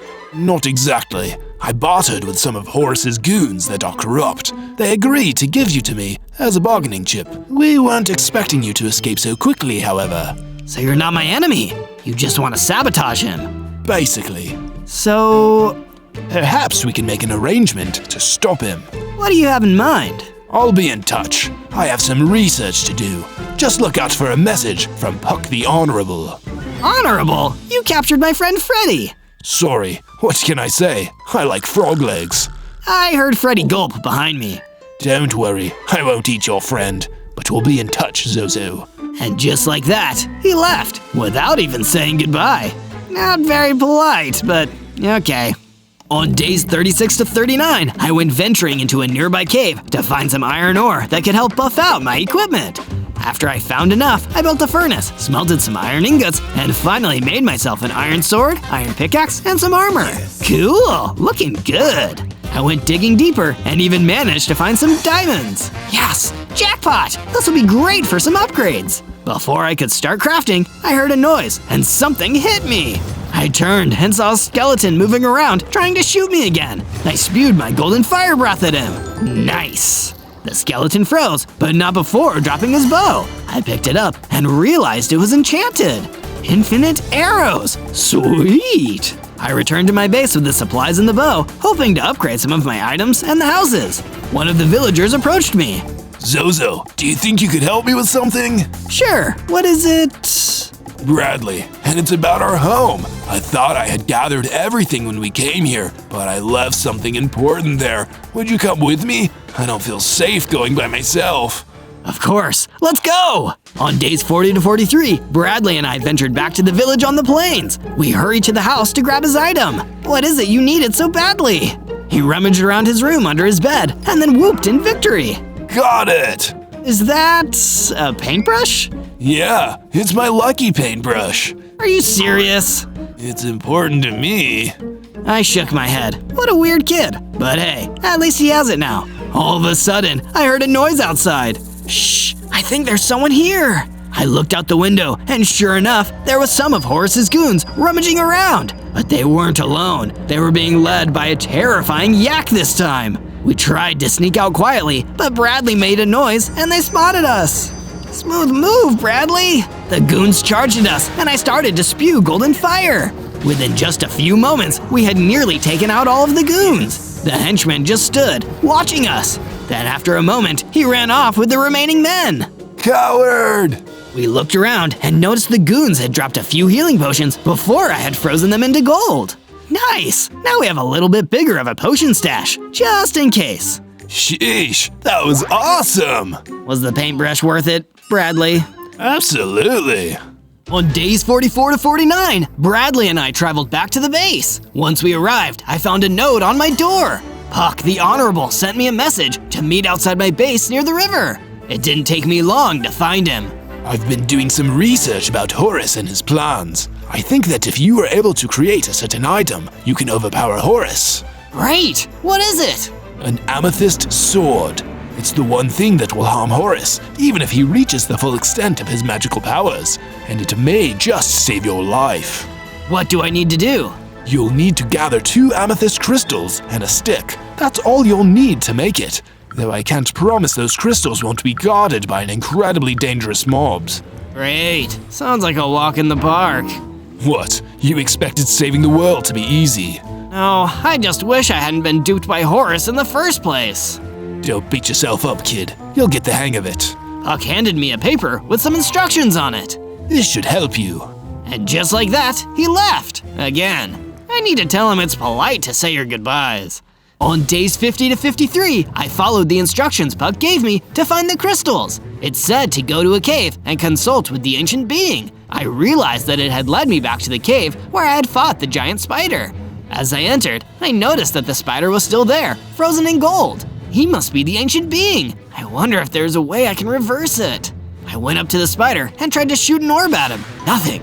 A fire breath, and also nothing. Then I tried to punch him. Suddenly, he turned back into his normal self. He looked down at me angrily. How dare you freeze me?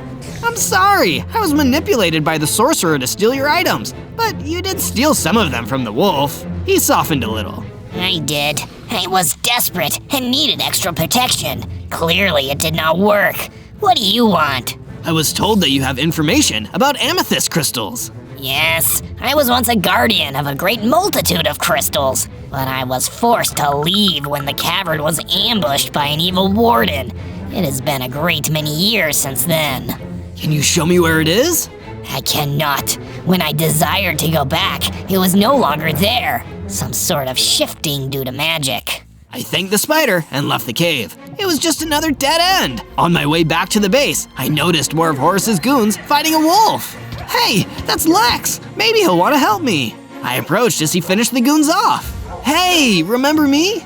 Zozo, you're alive! Yeah, I am, and I'm trying to defeat the sorcerer. I could really use your skills. Would you want to help me?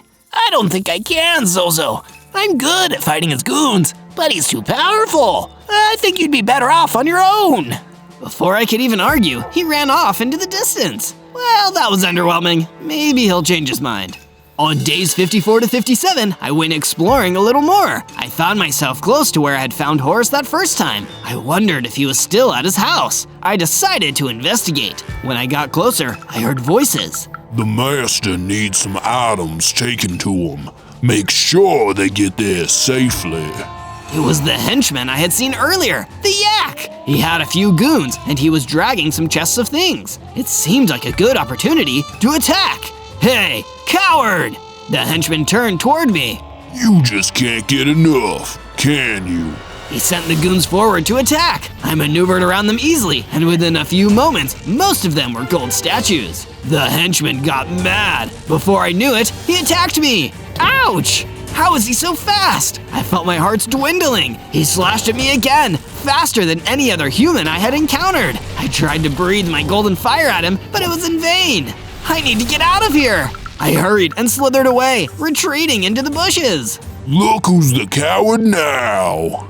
The henchman ran off. I didn't dare follow him. I was too weak and needed to go back home.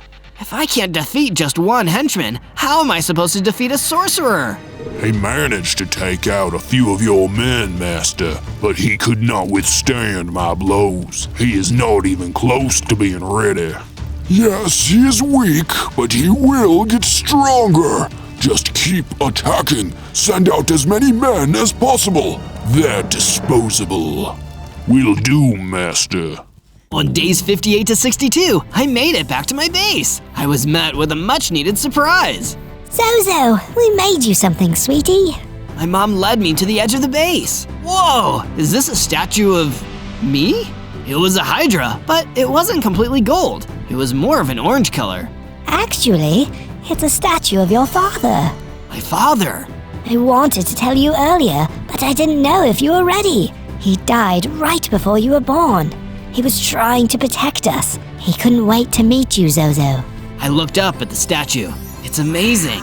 It's not done yet. We still need some more quartz for the teeth. Would you like to help us? Of course. I headed to the desert where I had previously seen some ruins made out of quartz and collected those materials for the statue. After giving the quartz to Mom, she quickly added the teeth to the statue, and now it truly looked magnificent. On days 63 to 66, I woke up to someone calling my name. I went outside. It was Lex. Hey, Lex, what's up? I went back to that cave with the spider, and to my surprise, he wasn't a gold statue anymore. Oh yeah, I should have warned you. No harm done. He actually told me that you were looking for a cavern with amethyst crystals in it. I think I might actually know where that is. Really? Show me. Lex led the way to a small desert. We finally arrived at what looked like a rock formation with a door. Great, let's just push open the door and head inside. We tried to push, pull, and roll, but the stone didn't budge. I even tried my golden fire on it. No luck. Maybe there's a special combination or code word? Maybe, but I have no idea what it might be. It was disappointing, but now I knew where it was. At least I could come back to it later. Let's head back. How about you stay with us? You don't have to be alone, Lex. He sighed. I know, I was wrong and scared, but I know you're our best chance at stopping the sorcerer. Thanks for not giving up on me. Of course, that's what friends do. Lex smiled and we headed home. On days 67 to 70, Bradley approached me again. Hey, Zozo, do you think you could help me with something else? Is it another paintbrush, Bradley? No, actually. I wanted to practice shooting with the bow I have. Do you think you could help me with some target practice? Of course. Where did you have in mind? There's actually an archery area near my old house. Maybe we can even bring some of the stuff back to the base. That sounds like a great idea. We headed back toward Bradley's old home. When we got there, we noticed some movement outside the houses. Hey, those are the tortoises I met earlier. They told me to take a hike. Maybe we should go. Then I noticed the tortoises were fighting each other over some food. I approached carefully. Hey, friends, remember me? Ugh, you again. We don't need your help, HYDRA. You're just making things worse for us. The sorcerer and his goons have driven us out of our homes, and now we hardly have food. The leader came toward me and snapped his teeth. I don't want to hurt you. He snapped at me again, and I had no choice but to spew golden fire at him. After he turned into a statue, I punched him. He quickly came back to life, looking surprised. Why did you do that? Like I said, I'm not here to hurt you. In fact, we would love for you to stay at our base. It's safe and there's plenty of food. There's no need to fight each other. Thank you, HYDRA. We are in your debt. On days 71 to 74, we made it back to the base. This time, we were met with an unwanted surprise. My mom rushed out to us. Zozo, they're attacking the base. We need your help. I slithered over and saw the yak and his dread knights waiting for me. Hey, you don't belong here! The henchman looked at me and just like before, attacked in a flash. I still wasn't strong enough, but I knew I needed to protect my friends. Using all of my strength, I let out the largest burst of golden fire I could muster. Not bad, HYDRA, but not good enough. Come and find me when you are ready. I'll be waiting with your precious friend. And before I knew it, the henchman left. I had managed to statuefy his goons, but he escaped again. Wait, what did he say about a friend? I slithered inside as fast as I could and realized that my mother was nowhere to be found. Mom? Mom! He took her, and I had no idea where she went. I retreated to my house, blind with rage. And then I started to cry. This was all too much. How was I ever supposed to defeat anyone like this? I stayed in my house for a while, not letting anyone in. Finally, after a long time, I heard a knock at the door. Zozo, it's Lex! We have something to show you! I reluctantly left the house, not wanting anyone to see me like this. But they needed someone, and I needed to be strong for them. Lex showed me that they had fixed up the crops, bred the animals, and improved the security by building some walls. Great! Thanks, Lex. That's not all! He turned me toward the statue of my dad, and I realized there was a smaller version next to it. It was of my mom. You'll get her back, Zozo. We believe in you. I didn't know what to say. I just nodded. And you are sure he is getting stronger? Yes, Master. He is almost to his full form. Excellent! Then the plan is working. The mother will eventually bring him to us. Good work. Thank you, Master. On days 75 to 78, Puck the Honorable left me another note. I met him at our customary spot next to the river. Hello again, Zozo. What do you want, Puck? Someone's in a hurry. I have important information and a gift for you. I hear you are having some trouble with Horace's henchman. I have some important information. His whereabouts. He actually lives very close to Horace. It's a bit hush-hush, but I have my ways. He handed me a map, and I went to grab it. Be careful, Zozo. You don't know what you'll find there. Give me the paper, Puck. Do not lose yourself along the way. Remember what you are fighting for. I know what I'm fighting for, Puck. My mom has been taken by those creeps, and I intend on saving her. Then I'm going to put the henchman and Horace in their rightful place. Puck handed me the paper. Good boy. Now go get your mother back. On days 79 to 84, I raced to the henchman's house. If there was a chance he had my mom, I was going to find her and defeat him once and for all. I followed the directions and found myself outside of a large wall. Inside, it was a modest-looking house. This is where the henchman stays? Quite a cozy home he made for himself. I snuck around to see if he was inside, but I didn't see anything. Suddenly, I felt a gust of wind. The yak was standing right behind me. Come to retrieve your mommy? Coming after me was one thing, but involving my mom was a step too far. Your mother gave you everything, and you still can't save her. I'm going to beat you, Yak, for her! I felt a power grow within me, and I leveled up into a fully grown Hydra with 50 hearts. I got bigger, stronger, and even gained the Claw Strike ability. No, this isn't what was supposed to happen. Horace promised me I wouldn't be defeated by you. Be careful who you trust, henchman. And with a swipe of my claws, I defeated him. He burst into golden sparks and was gone. Zozo! I looked and saw my mother coming toward me. She'd managed to escape. Mom, did he hurt you? I'm fine. I'm so proud of you. Look at how strong you are. You look so much like your father did. I'm so glad you're okay. Come on, Mom. Let's get you back home. Oh, and before we go, I found this while I was imprisoned. I figured you might want it. It was a golden key. On days 85 to 89, my mom and I arrived back at the base. Everyone was so happy to see my mom, and they ushered us over to the statues. We almost finished it while you were gone, but we wanted you to put on the finishing touch. Freddy handed me a few glowstone blocks, which I added to my dad's statue, completing his fire breath. It was perfect. And I have more amazing news, Freddy! The golden key my mom found at the henchman's base. I think it's literally the key to getting into the Amethyst Crystal Cave. The henchman and Horace must have known that the Amethyst Sword could foil his grand plan. That's why he had the key to unlock the cavern. I've got to get over there now! I rushed out of the base toward the desert. As I arrived at the door, I felt my heart leap. This is it. It's finally coming together. I used the golden key to open the door. Here I go. I made my way down the dark tunnel, which eventually opened up into a cave system. Inside were hundreds of glowing amethyst crystals, all being watched over by a warden. This isn't going to be easy. I got right behind it, and before it knew what was happening, I let out a large burst of golden fire. He let out a terrible scream, but he didn't turn into a statue. I took a swipe at him with my claws instead. This time, he screamed in agony. I kept swiping, avoiding his blows as best as I could. My hearts were dwindling, but after just a few more moments, the warden was gone. Yes! I hurried and collected as many amethyst crystals as I could hold before hurrying out of the cavern. Time to end this, Horace.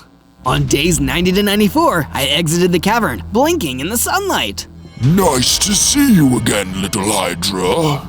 I looked and saw Horace standing right in front of me. I was about to swipe him into oblivion when his magic froze me in place. Please, none of that. I just want to talk. I stared at him. What could you possibly want to talk to me about? You've gone out of your way to torture me. Don't you see, Hydra? I have strengthened you. You have become the golden Hydra of the prophecy, all thanks to me. You had nothing to do with it. Oh, don't even think for a minute that you would have accomplished anything without me. I made sure that you had difficulties so that you could learn. I made sure that you would eventually get the potion that would bring you to full power. You sabotaged your own henchman? He was disposable at best. But think of what we can do together, little Hydra. We can rule this land together. Of course, it'll need to be destroyed before it can be built back up. But we can accomplish that if you follow me. Never. This is your last chance. Watch the world burn around you before I possess your mind or willingly serve me. I hissed at him. Very well. Somehow, Horace made all my amethysts that I'd worked hard and suffered to collect all disappear. Be sure to be at your best by the full moon, little Hydra. In the meantime, enjoy my wrath. I heard Horace laughing, and then it all went dark. On days 95 to 97, I woke up to pitch black. Where am I? Horace must have buried me underground. I looked at what I assumed was up and started to dig. It wasn't too deep, but by the time I saw sunlight, I was exhausted. I'm getting really tired of him. I tried to catch my breath, but then I noticed a note on the ground next to me. It read, "Say goodbye to your honorable friend." My blood turned cold as I raced toward Puck's dungeon. No, please don't let me be too late. When I got there, the whole place was demolished. I looked around, hoping to find anything, and I heard a groan from beneath some rocks. Puck! I moved the rubble and saw him on the ground. He was in really bad shape. I guess Horace figured out who my sources were. You're going to be okay, Puck. Let me help you up. Puck coughed. Don't worry about me, Zozo. Go, protect your mom and your friends. He's heading to your base next. And with one last breath, Puck the Honorable passed. I let out a giant roar as I mourned my friend. But I had to get to my base. I needed to stop Horace before he caused any more destruction. On day 98, I arrived too late. What was once my base was now in ruins. I ran around frantically. Mom, Lex, Bradley, Freddy! I didn't hear anyone answer. I slumped down and was about to give up when I heard a small voice. Zozo? I looked up and saw my mom limping towards me. Freddy limped alongside her. Mom, Freddy, where is everyone else? A lot of them didn't make it out, Zozo. Bradley and Lex managed to run and hide with me, but nobody else was fast enough. We're lucky to be alive. I let out another loud roar in agony. Puck was gone. All the villagers and tortoises were gone. I had tried so hard to protect everyone, and I had failed. I felt my whole body slump. Hey, everything is going to be fine. Do you know why? Why? You are the Golden Hydra, and you are going to put a stop to Horace and his destruction. Mom slipped me something. It was a key. Horace dropped this before he left. It must be to his base. I looked at the key in shock. You are going to get back your amethyst crystals, finish the amethyst sword, and you will put a stop to all of this. Promise? Promise. On day 99, I headed to Horace's base. It had massive black walls, and inside there was a huge tower raising high into the sky. I carefully entered the front wall gate. To my surprise, the courtyard was completely empty. I explored a bit and located a back door, probably for the goons, and I used the key to get inside. Freddy, you're the best. I snuck up the passageway and went to open the door to the main chamber. A Dread Knight spotted me immediately. It's the Golden Hydra. I quickly took him out. So much for being stealthy. I was a Hydra after all, a golden one at that. It was hard to keep a low profile. I opened the chamber, and to my surprise, only Horace stood inside, smiling at me. Did you really think it would be that easy, Hydra? But at last, you're a day early. What exactly was your plan here? Give me back the amethyst crystals, and nobody has to get hurt, Horace. No. I was prepared this time. I smacked him back with my claws and grabbed for the crystals. Before he knew it, I was down the passageway. Stop that, HYDRA! I made it back to my base and hurriedly crafted the amethyst sword out of the 2 amethyst crystals and a stick. It was time to defeat Horace once and for all! On day 100, I made my way back to Horace's base. Perfect, a dramatic ending, just like I wanted. Horace was waiting for me outside. Are you ready for your reign of terror to finally end, Horace? You're exactly where I want you, Zozo. When this battle is over, I'll take control of your body and use you as just another tool to take over this world. Not if me and the amethyst sword have anything to say about it.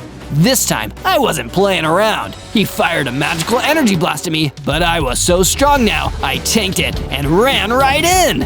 Oh, no, I may have made an error here. But the time for talk was over. I ran in and hit him with the amethyst sword again and again, weakening him a little more each time.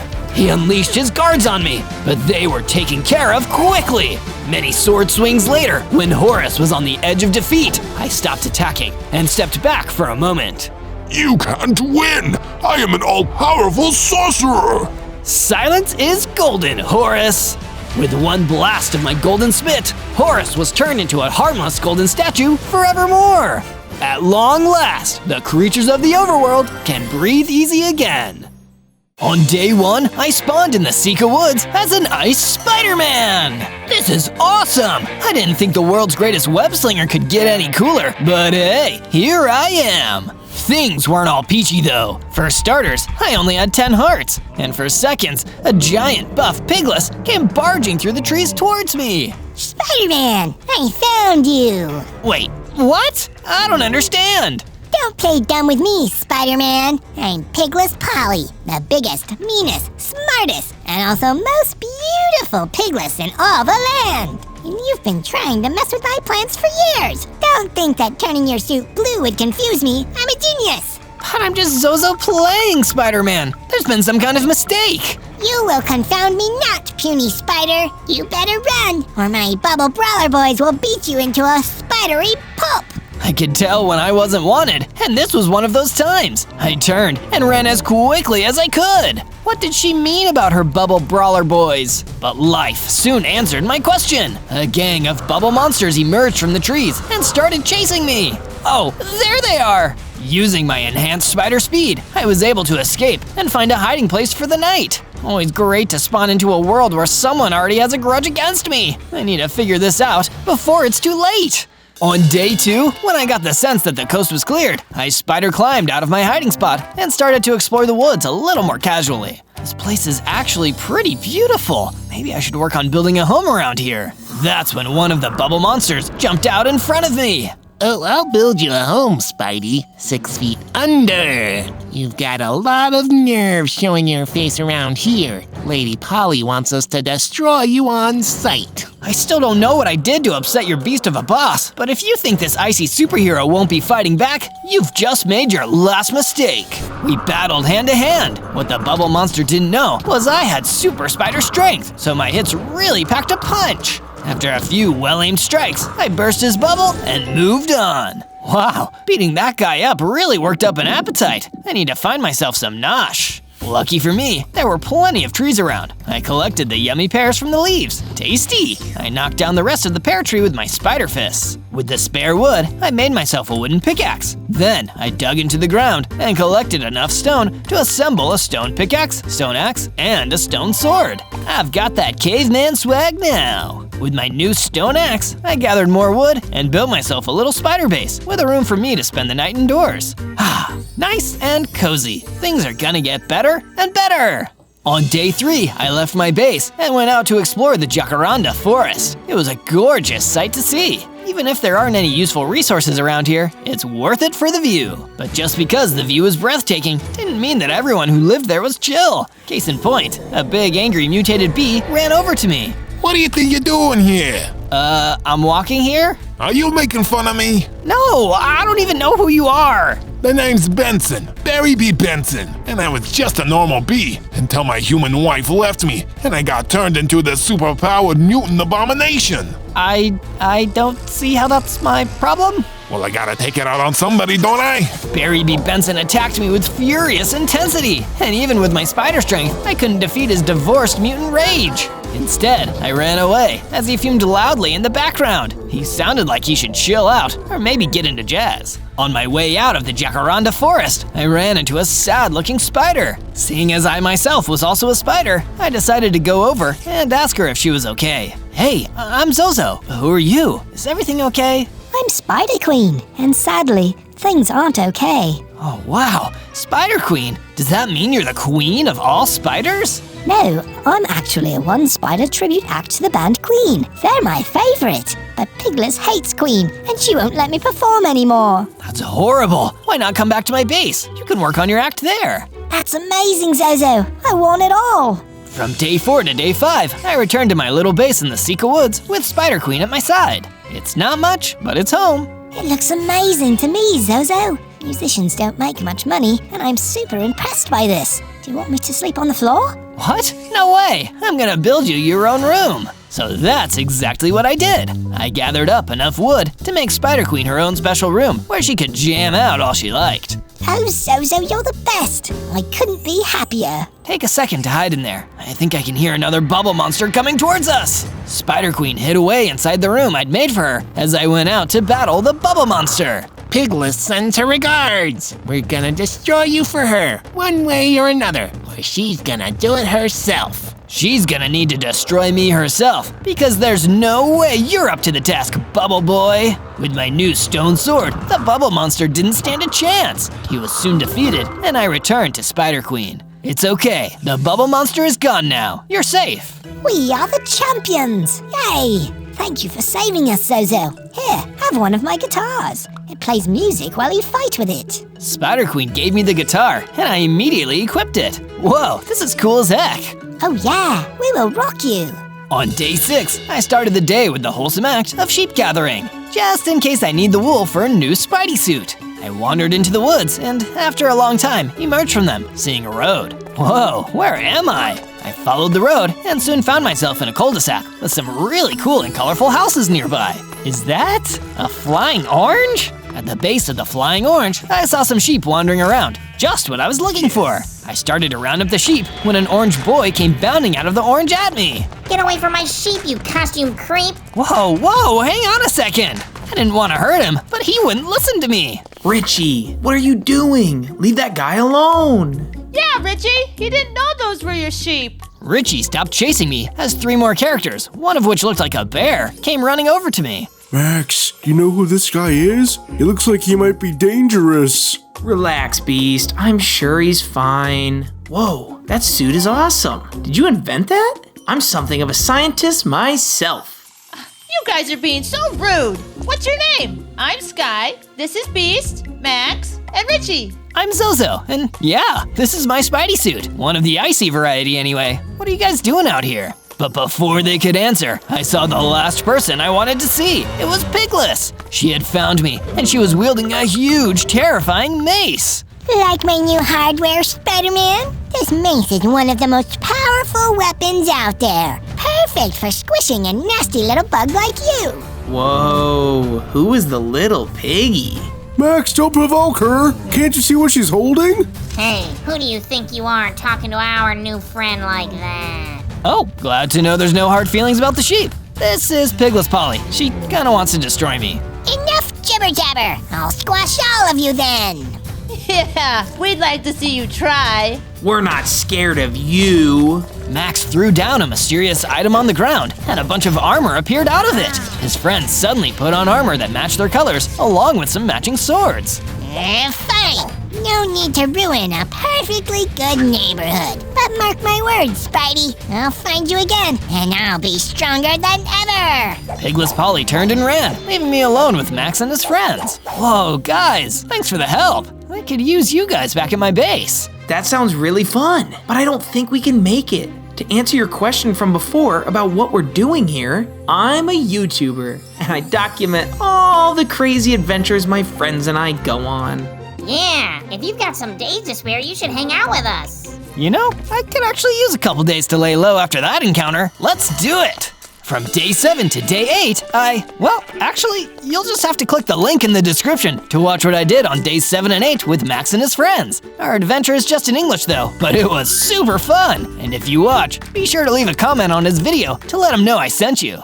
From day 9 to day 10, I was on my way back to my base with some sheep as a gift from Richie. When I arrived, Spider Queen came running over to talk to me. I've been building, Zozo. Come, check it out. She'd been building a lot, in fact. One of the first things I'd seen was the statue she'd been working on to inspire me. I couldn't tell what it was yet, but I was very excited to find out. Do you have any ideas? Let me know down in the comments. And the statue wasn't all. She'd also been working on some new buildings and upgrades for the base itself, including a storage room for all of our gear, a training room for practicing our skills, and a furnace for smelting ore into ingots. I'm so glad to have you here, Spider Queen. And I'm grateful to have you here as a friend. You're the best friend I've ever had, Zozo. Last thing I did for the day was set up a basic sheep pen and went to bed. From day 11 to day 12, Spider Queen and I relaxed while she practiced her music. I've been wondering, why do you think Pigless Polly believes I'm her Spider-Man? How can there even be more than one Spider-Man? I've got a theory about that, actually. I think when you spawned, it created a dimensional rift that sent this universe's Spider-Man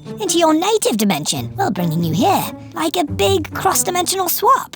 Whoa, that's wild! How can you know all this when you're just a one-spider tribute band? No offense, of course. I actually have a degree in trans-dimensional physics. It's more of a hobby thing, really. Being a Queen tribute act is my real ambition. From day 13 to day 15, I returned to the beautiful Jacaranda Forest with a plan in mind. Defeat that dastardly Barry B. Benson, the mutated bee. He's gotta be around here somewhere. I mean, he's so aggro, I imagine he'll come looking for me. And I was right. After a little more searching, Barry the mutated bee ran in and prepared to attack me. There you are! You've been due for a good thrashing, Zozo! I still haven't forgiven you for your trespasses against me earlier! I still don't fully understand what I did, but if we've got to fight, let's just get it over with and fight! Finally, you're making some sense! And so, our battle began! I battered him with my guitar until he submitted, but I decided against finishing him off because honestly, I felt sorry for him. Go talk to your ex-wife, Barry. You clearly have some pent-up anger issues, and you're not gonna solve them by beating up random strangers. Yeah, you're right. Sorry for all the trouble, Zozo. And with that, he left. But my act of kindness and mercy gave me some XP to level up, getting 30 hearts, getting bigger and stronger, and getting a web shooter, which I could use to shoot webs. About time. I wonder. Whoa! I can also ride the webs as they fly through the air. Awesome! At long last, some real Spider-Man powers. This is great! From day 16 to day 19, I decided that I couldn't battle every baddie with just a guitar, so I went down into the nearest mining cavern to find some iron ore. Spider-Man! Spider-Man wants his hands on some iron, man. And my catchy theme song worked, because I did manage to find a vein of iron ore, and immediately started mining it. This seems like about enough to make the tools I want. Time to head back to my base. But on the way out of the mining cave, I saw a dangerous zombie spoiner standing in my way. But wait, this is a perfect opportunity to try out my new web shooter. I started throwing down cobwebs, trapping the zombie spoiner in place, and slowing him down to a crawl. With him lodged in place, it was easy to finish him off with my rockin' guitar. Yeah, that power is gonna be really useful. After that, I went back to my base and smelted the ore in my furnace until I had just enough ingots to make a metal sword and a metal pickaxe, axe, and some boots. This has been an extremely successful excursion. From day 20 to day 22, I was having the most amazing dream when I was suddenly woken up by Spider Queen standing anxiously next to my bed. Zozo, I'm sorry to wake you up, but something really scary is happening. Oh no, what's that? I was playing Bohemian Rhapsody a little too loudly, and I think Pigless heard me. Long story short, she's standing outside. What? Now I think we need to fight her. It's too dangerous for you, Spider Queen. Stay in here. I'll go and face her alone. And that's exactly what I did. I got out of bed and ran out to battle Pigless, who was still wielding her terrifying mace. There you are, Spider-Man.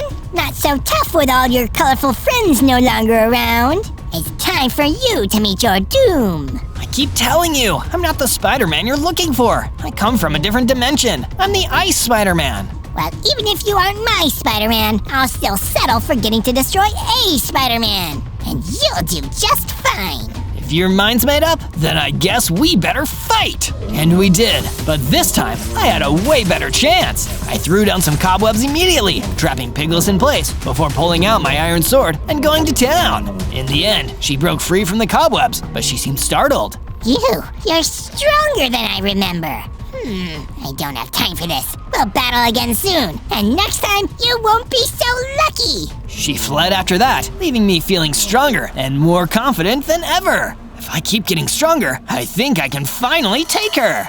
From day 23 to day 26, I spent some time at my base, calmly collecting myself and spitting together a new addition to my spider suit. I used the wool from the sheep I got from Richie and some emu feathers that were laying on the ground to weave some outback leggings. With these, I could move faster and dodge out of the way of projectiles. Now I've really got the agility of a spider. It wouldn't be perfect. There was only about a 45% chance I'd be able to avoid oncoming attacks, but it was the edge I would need in my next battle with Pigless. And if you think this adventure is getting wild, then you should search for more videos and see more of my Minecraft challenges. Just type ZOZO into the search bar up above. From day 27 to day 31, while I was still hunkered down at the base in the Secret Woods, I noticed Spider Queen seemed to be struggling with her statue. What's wrong, Spider Queen? Zozo, I just feel so under pressure. It's pushing down on me. I want to get the statue finished, but I'm missing a very key component. Hey, it's okay. You've been doing great so far. Here, why don't I help you out? What's this component you need to add to your statue? I just need some redstone blocks. Say no more. I'll go and fetch some. Thank you, Zozo. I ventured off to track down large quantities of redstone, making my way towards the Twilight Valley. This place was a lot darker than the other areas I had visited. The shadows were the perfect cover for some bubble monsters to sneak up and ambush me. There he is! Get him! Pigless's orders! Hey, come on, guys. Surely there's a peaceful way around this. Pigless can't be paying you that much. It's not always about the money, Spider-Man. It's about the Mets, baby. Let's go. Get a home run! Jerry, quiet down. Sorry, he gets a little excited about baseball. Oh, hey, where'd he go? Over here, Bubble Brain. I turned the shadows to my advantage and struck the bubble monsters in place with my cobweb attacks. They tried to swipe at me from the spots they were stuck to, but a few swinging smashes with my slammin' six strings and their bubbles were burst. And just my luck, nearby there was a large deposit of redstone ore, so I gathered it up for Spider Queen. From day 32 to day 35, I continued patrolling around the Twilight Valley for any more signs of trouble, along with any more useful resources I could bring back. And while I was wandering around, I overheard the sound of distressed wailing. Help! Oh, won't someone help me? I'm far too important to need to ask for help. Hey there, who are you? Oh, what a rather humorous joke. Quite amusing, yes, imagine not knowing who I am. Why, you've cheered me up somewhat, small spidery peasant. I wasn't kidding. I don't know who you are. Don't know? How insulting. I am royalty. I am the king pig, pig-headed head of the pig-head monarchy. Oh, my bad. Are you needing help with something? Well, it's about time you offered. My benefactor, the rich mummy, has run afoul of a hairy troll. And since he provides me with a lion's share of his wealth, I'm distraught. He's not even written me into his will yet, so I won't get any of his gold if that troll smashes him. You, want me to go save him? Yeah, I'm a superhero after all. Oh, a hero of the common folk. How quaint. Yes, on you go, Spider Boy. It's Spider-Man! Ice Spider-Man! From day 36 to day 39, I searched the Twilight Valley for any signs of this rich mummy, and eventually came across my first sign of where he might be, a troll's mini base. I watched from a distance, and it looked like the hairy troll was guarding the front entrance. If I tried to just walk up, he could smash me to spider smithereens. So I had to think up a strategy. How was I going to get in there? I'd need to take the troll out, but attacking head-on was a bad idea. Sneaking around the back? It could work, but it might take too long, and the rich mummy might be doomed if the troll got hungry before I could reach him. Think, Zozo, think! You can do whatever a spider can. Oh, could I climb in? I tried on a nearby tree, but I couldn't stick to it. No climbing up walls for me, that stinks. I could ride my web shooter, but he will spot me immediately. That's not gonna work either. Maybe my best option was to look for another way in. From day 40 to day 43, I made my way around the outskirts of the troll's mini-base, and lucky for me, there was a back entrance. Inside, I found the rich mummy trapped in a cage. Who might you be? Oh no, you're not with him, are you? Oh ghastly, you must be his torturer. No, I'm ICE SPIDERMAN. I'm here to save you. Just keep it down. I need to clear the way ahead. Then I'll come back for you. I snuck through the base and spotted the hairy troll. He didn't see me coming, so I used the element of surprise while I had it. I spun my webs to catch him in place, but he was strong enough to tear himself free. It barely slowed him down. He swung his mace at me, and I was luckily able to dodge out of the way just in the nick of time, thanks to my Outback leggings. I retaliated by swinging my guitar at him, but the hairy troll had a high resistance to rock. Thinking quick, I used my webs again, not to get him stuck, but to blind him. It worked! I could get close enough to bash the hairy troll with my guitar and defeated him! With the troll out of the way, I went back to free the rich mummy and led him back to the king pig. Ah, Reginald, so good to see you. Thank you for your assistance, Spider Peasant. You may leave my mighty presence now. So much for grateful. From day 44 to day 49, I finally made my way back to base to deliver the redstone blocks that Spider Queen needed. This is perfect. Exactly what I needed. Zozo, you make the rockin' world go round. It was no problem, Spider Queen. Can't wait to see what you do with it. It was then that I took a look around the base. The whole place was in a real sorry state. I decided now that I had a moment to spare, I'd dedicate some time to cleaning up and improving the base with some defensive upgrades. I built a sturdy perimeter wall to stop any intruders from getting in. By the time I was done, Spider Queen had something to show me. Ta-da! Open your eyes, look up to the sky, and see! Wow, that's really something, Spider Queen. Thanks, Zozo. It's not quite done, but it'll rock you when it's finished. From day 50 to day 53, I awoke to the sound of a struggle. Spider Queen was in trouble. Zozo, help! Help me! I want to break free! I've got to break free! I rushed into action, but as soon as I stepped out of my room, I was greeted by a gang of bubble monsters. Rise and shine, ICE SPIDERMAN. I didn't order room service, guys. It's on the house, no charge. Speaking of, boys, charge! Outside, Piglet had arrived, and she was sending in hordes of her bubble minions to attack. I hadn't even had breakfast yet, and now I had to fend off monsters with all of my might. Good thing I got in my 8 hours last night. We got the Spidey you're looking for, boss. You idiots! That's the musician! I wanted the little brat in blue pajamas, not Leggy Mercury here! I was still battling the bubble monsters. By the time I had finally burst every last one of them, I had gained enough XP to level up. Wow, I've heard some people start their day with a workout, but this is insane! I now had 50 hearts and a new ability, Ice Blast! I was quickly becoming the coolest superhero around. There was one problem, I'd lost my musical guest in the process. From day 54 to day 57, I decided my only option was to return to the pompous King Pig and see if he knew where I could find Pigless. King Pig, Pigless. I wonder if the two of them are related. Yeah, probably just a coincidence. A short journey later, and I was back in the Twilight Valley. All I had to do was listen out for the sounds of stolen moneybags, and sure enough, I found the monarch in front of his castle. Oh, you're back. Spider something, wasn't it? Did one of my servants send for you? No, I'm here to ask you some questions. And since you didn't even thank me for saving your friend, I'd say you at least owe me a little bit of your time. My time is very valuable, like all the jewels and gemstones my servants brought me from far away. But I suppose I have a few moments to spare. My friend was taken by Pigless. I need to know where she is. Pigless? Pigless? Do not speak that name! You know each other then? She's a traitor to the crown, a deserter. She stormed out when she figured out she'd never be next in line to the throne. Gave her a real complex. She feels like she's better than everyone, but still not good enough if she can't rule. Wait, so does that make her your sister? Or no, cousin? Royalty is confusing, and it seems like a lot of fuss over nothing. Nothing? How dare you? We uphold a proud and noble tradition of theft. A tradition of tradition. So where is Pigless now? I don't keep in touch. She said some very hurtful things about me which weren't at all true. But last I heard, she resides in Red Rock Mountain, although the terrain is harsh, so you won't make it there in one piece with so little armor.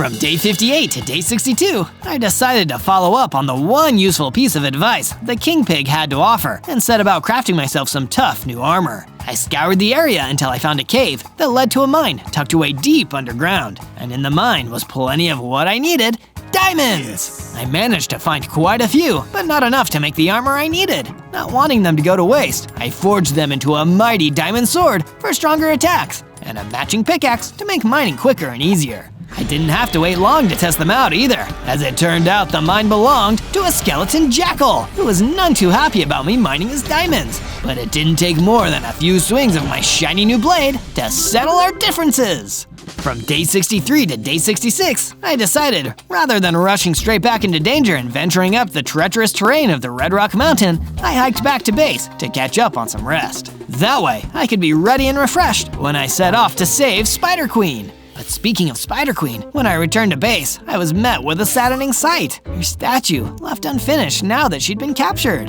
I thought about completing it in her honor, but it felt too much like admitting defeat before I'd even tried to save her. So instead, I left it as it was. She could have the satisfaction of finishing her hard work once I'd gotten her back in one piece. Knowing her, she was probably looking forward to it. I settled in for the night, right in Spider Queen's bedroom. That way, I feel closer to her. Watch till the end of the video to see if we manage to save her. And why not click that subscribe button down below to stay tuned for future videos. From day 67 to day 70, I made my long journey towards Red Rock Mountain, scaling the dangerous Crimson Cliff Face and being careful to watch my step. One fall, and it could be all over. As I descended from the peaks, I spotted a path. I followed until I saw the looming structure that Pigless had made into her base, and the whole place was massive and absolutely crawling with her minions. While I was still scoping it out from a distance, I thought back to my mission to save the rich zombie from that hairy troll, and how I hadn't been able to enter through the front, but had better luck looking for a second way in. So I tried the same tactic again, heading around, scaling massive mountains, swinging from one hilltop to the other until I made it to the side of the base.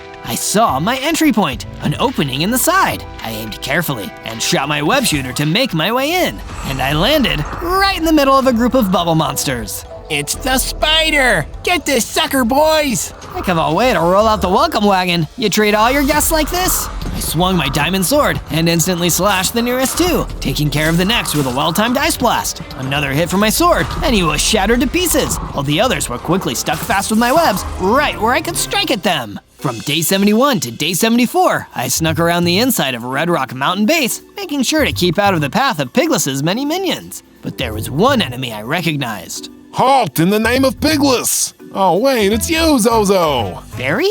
Barry B. Benson? Black and yellow, hello! How are things with you and your wife? Hard to say. We're still going through it. We're planning to go see a concert soon. She likes jazz. That's good. So you're not gonna attack me? Nah, you're good. I just need to think about some things. It wasn't hard to see that his heart really wasn't all in on working for Pigless. It's a good job. I mean, there's not a lot of coverage, no dental, stuff like that. I'm gonna go. Oh, sure. Listen, I shouldn't tell you this, but check the chest in the room up ahead. There's some handy stuff in there. I went to investigate and found myself the proud owner of a full set of diamond armor. Whoa, Barry wasn't kidding.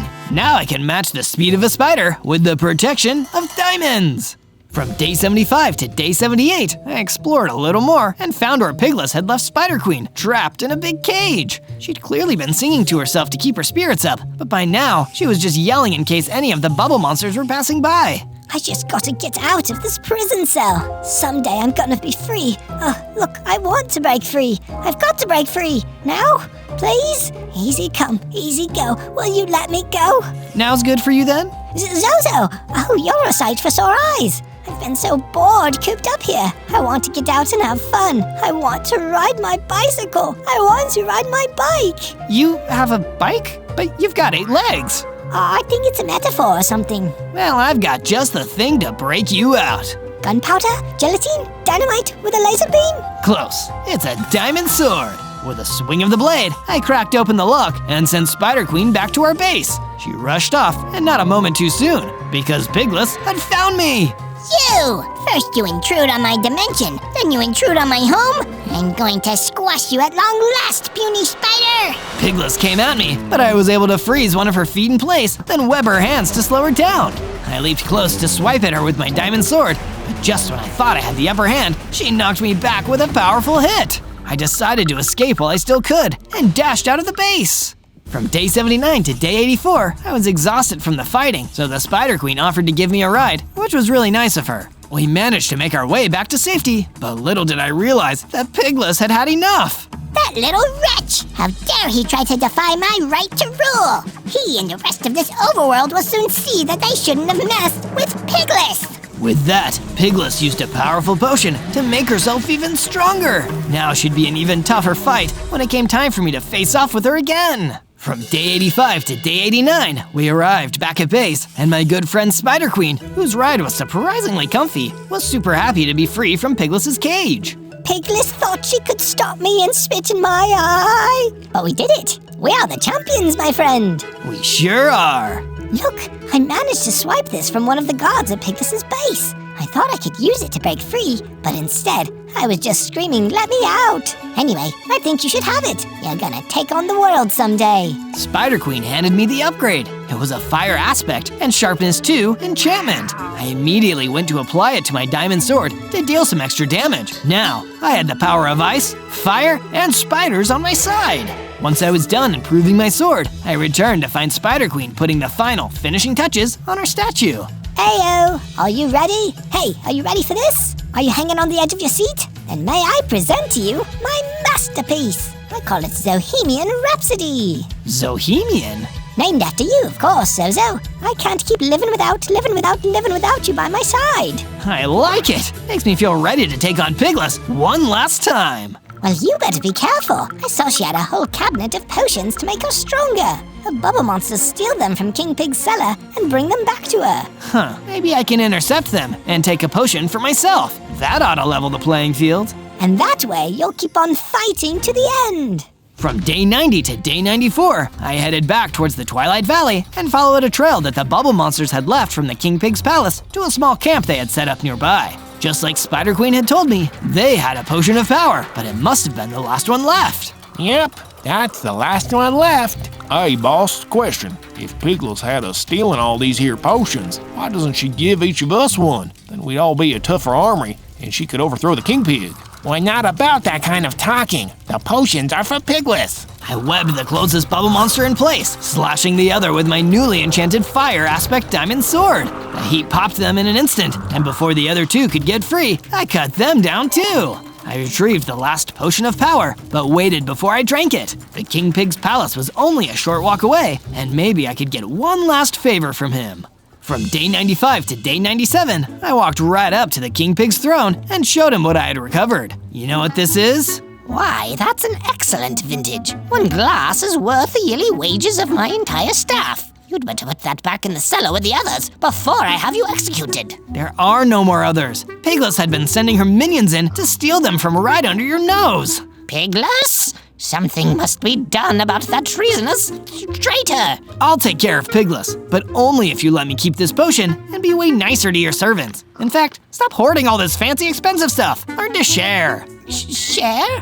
What is that? I'm not familiar with this common folk slang. You have a whole library here. Look it up in the dictionary. After a few moments of learning what sharing was, the King Pig returned. Preposterous! If how do I pronounce it? Shared, I wouldn't have all my power and riches. But that might not be such a bad thing, if even a fraction of your wealth might improve the lives of other people. So if I, say for example, just gave you this netherite armor, then how would that improve anyone's life? Well, with that, I could take down Pigless, which is also what you want, isn't it? Yes, but confound it! What commoner wizardry is this? You've confused me. I need to go lie down. Here, this is yours, I think. With that, the King Pig handed over an entire set of netherite armor. Now I had the most powerful protection against Pigless.